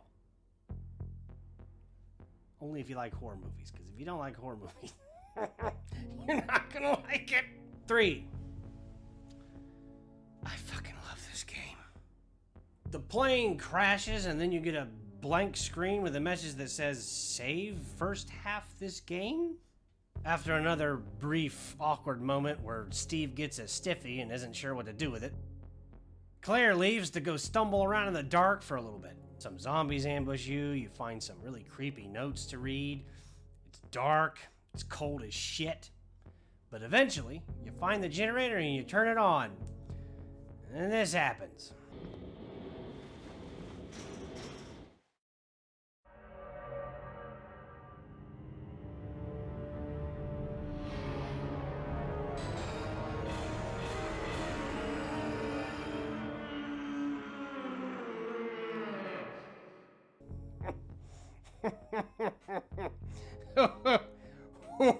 Okay. Freedom is but a crane swing away. And then Steve gets distracted by Claire's dump truck and hits a gas pipe. But it's okay. You find a gas mask, you use a valve handle, you kill that stupid fucking asshole Alfred finally, and bada bing, bada boom, you're free to flood the entire facility and escape to freedom into the Arctic wasteland.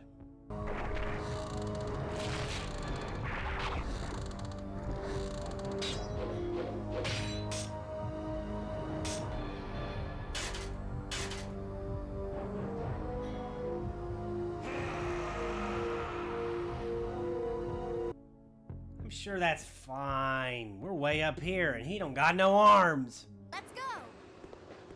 Come on, let's go! What, are you scared?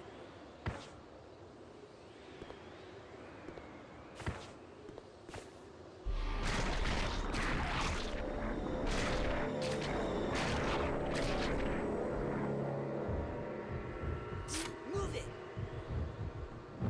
Ah! Ah! Steve! It's fine. God damn, this music is amazing. Fun fact, I didn't do this, but if you kill him with a sniper rifle, you get a cool cutscene. If you kill him with a knife, you get an extra cool cutscene. If you kill him with anything else, he just dies. And if you get poisoned during this fight, this also changes a minor thing with the game later on.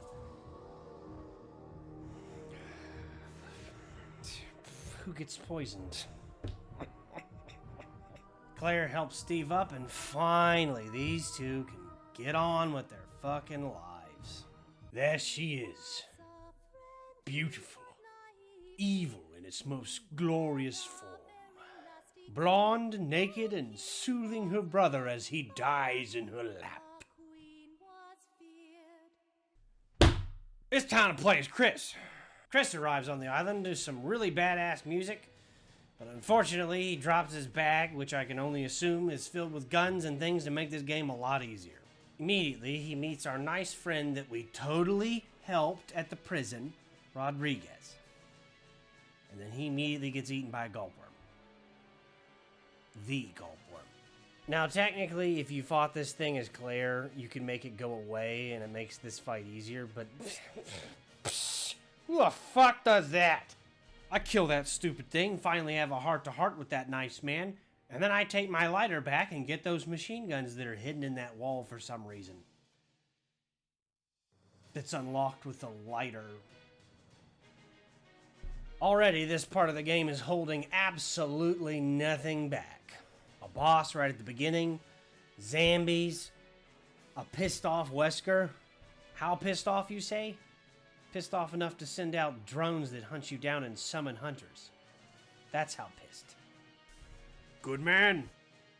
I just have to say real quick that even though I hadn't played any other Resident Evil games and I quickly discovered that that was a trope, this self-destruct system fucking sucks. All it did was knock out some fucking walls.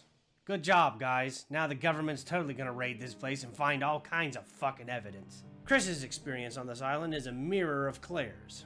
You return to a lot of the same places, but they've been altered by explosions.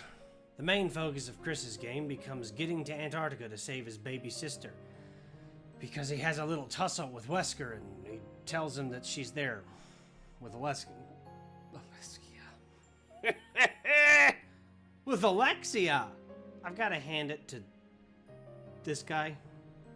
I don't really want to try to butcher his name. Michael Philipwich? But he's Chris's voice actor in Code Veronica.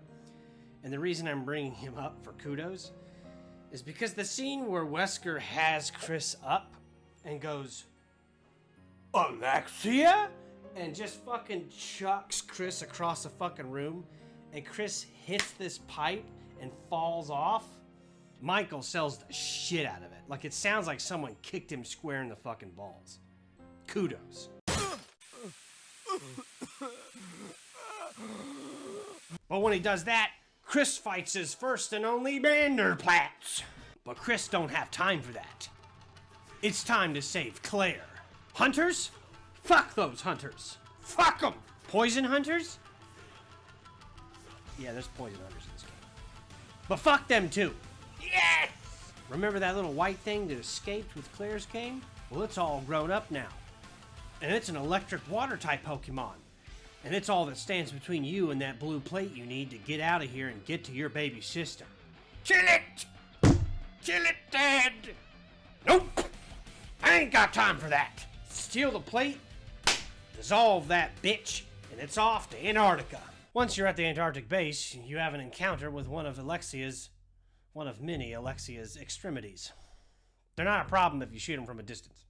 Much like with Chris's run of Rockfort Island, everything's just a tad different because Steve hit a water pipe on his way out and everything's frozen and flooded. After a quick hop, skip, and a jump scare, you get the valve handle again. Playing this for the first time, I remembered that when I walked into this room, there was a door that you couldn't reach as Claire, because there was a gap in the walkway. But right away, you notice all the ice. Because Steve froze it. I guess we can get to that door now.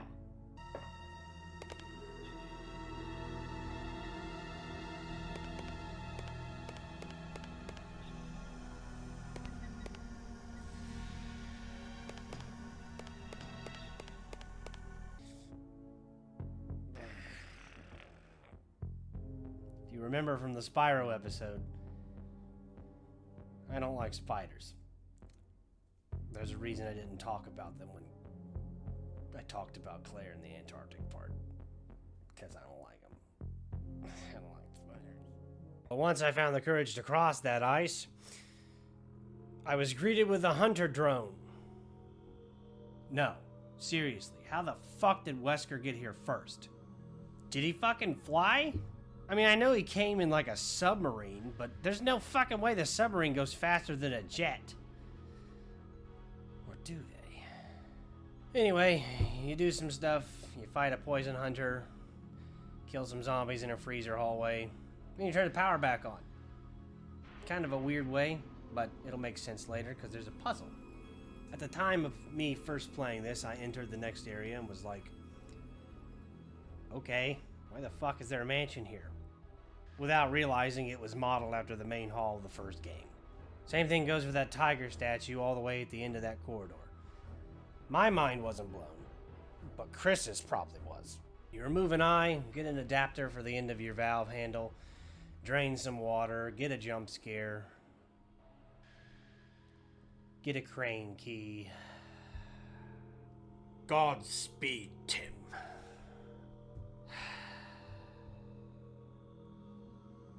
You get a crane key. You get confronted by Alexia as you use said crane key. And then you fight that giant spider. Now, you don't actually have to fight this spider. You can actually run around, grab the earring, and then just leave. And then just avoid the spider every time you go into that room. But she had to die.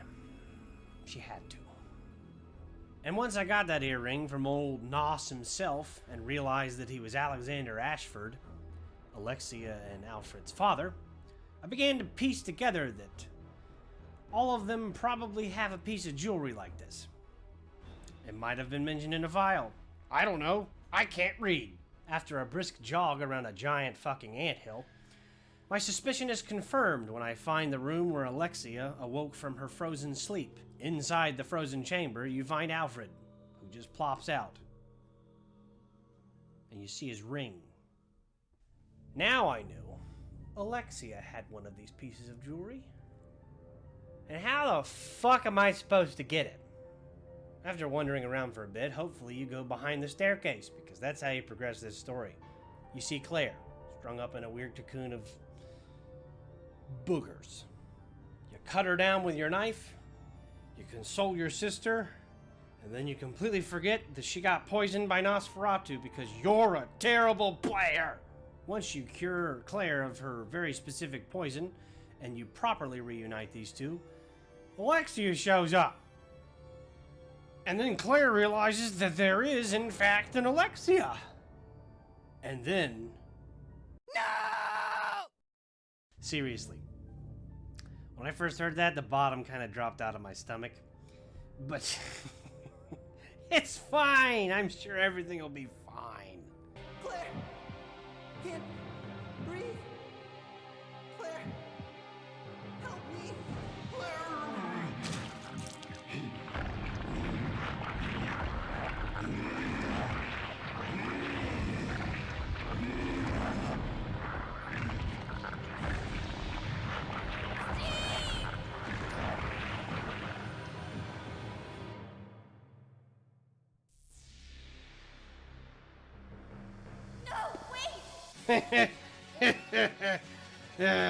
Okay.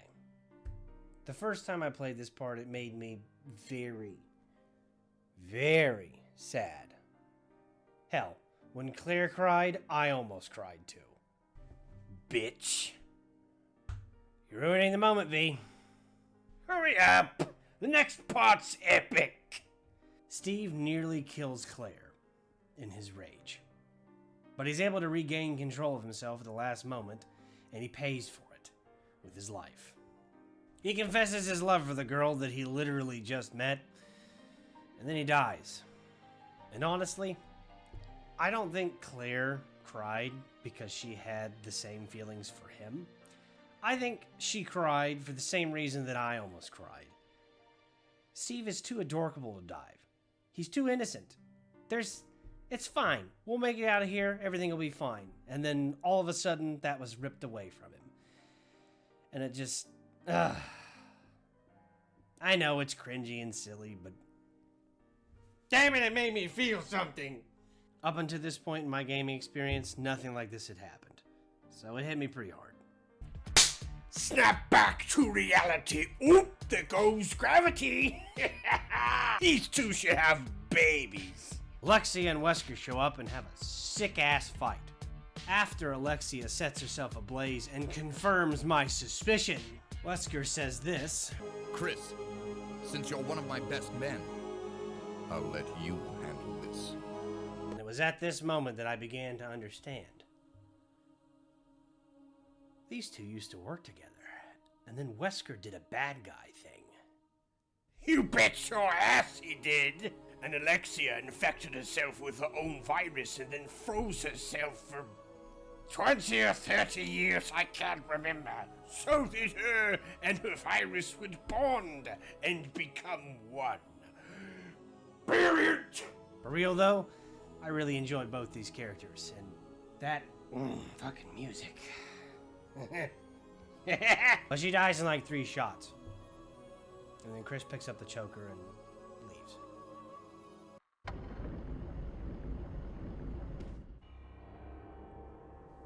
But that can't be. This area is made to resemble that creepy suspended doll mansion. Kind of. And this next part is tricky dicky. Right away you notice the 2 gems inside the tiger head look a bit odd. And it clicked as soon as I saw the 2 ants on the music box were missing their keisters. But then I was like, if I take one out, it turns, leaving me unable to get the other one. What if I turned off the power? Suddenly, that random old-fashioned door made a whole hell of a lot of sense. So, I cut the power, got those antacids, ant asses, and finished getting the pieces to that dragonfly. After a genuinely sad moment of hearing Claire sobbing over Steve's demise through a locked door, she manages to pull it together long enough to slide you a book containing a key card. And then this music starts. And you know it's time.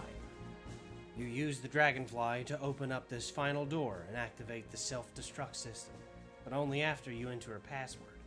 And if you don't know what that password is,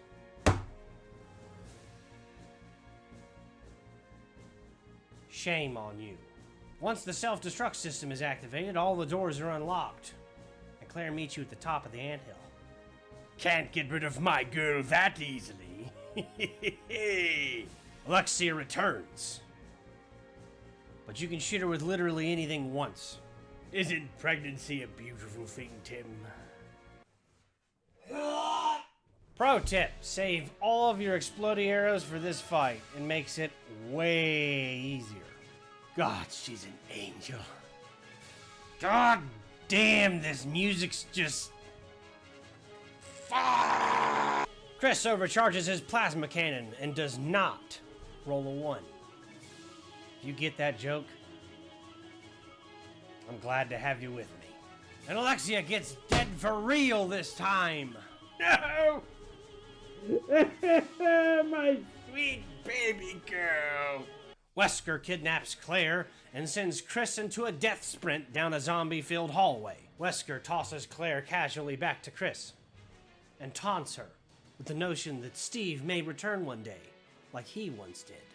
Claire heads back to the plane while Chris and Wesker slug it out. I don't like Chris's chances in this.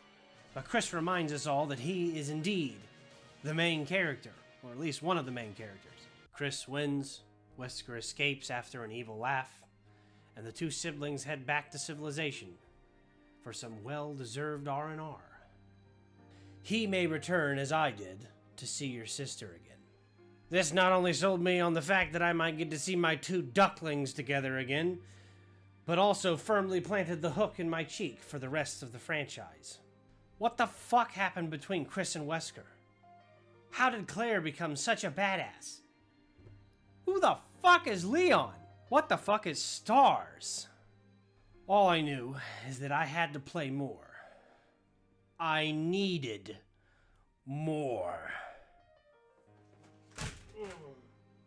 I needed...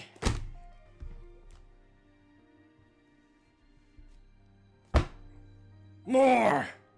Spyro introduced me to what video game music and video game soundtracks could be, and Code Veronica hammered it home. Warcraft 3 captured my full attention and made me want to experience that same game on a yearly basis. Code Veronica took that a step further by adding slightly different ways to play each time and a variety of ways to get to the same end goal. So there was a purpose to replaying the game multiple times. And each time I got a little less scared and a little more used to the tank controls, which would prepare me for all the games that I missed out on. While I played Code Veronica on the PlayStation 2, Resident Evils 1 through 3 weren't that easy to find at the time, unless you had a GameCube. Code Veronica led me to buying my first Nintendo console, the GameCube. I bought it for the sole purpose of playing the remade Resident Evil and 2 and 3, which I could find much easier at the time than I could the PlayStation versions. Yes, I did find my way to a bunch of other gems on that console, but that wouldn't have happened without Code Veronica. In conclusion, this game will forever be burned into my memory as the final step on this trifecta game journey. Not the final step as in No more video games past this point. Everything else bad. no, final step as in video games will forever be a part of my life. And I now know that for sure.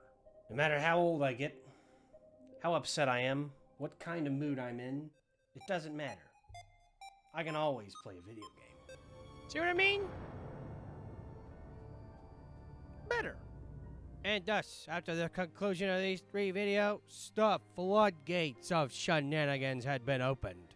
If you're a current subscriber, and you've stuck around this long, thank you. If you're a new subscriber, and this is the first time you've ever seen any of this stuff, I've gotten better, right? Right? And thank you for your continued support. Special thanks to Cletus McFreely 5656 over on Patreon for being a Patreon supporter. And most importantly, I hope everyone's having a fantastic day. But what?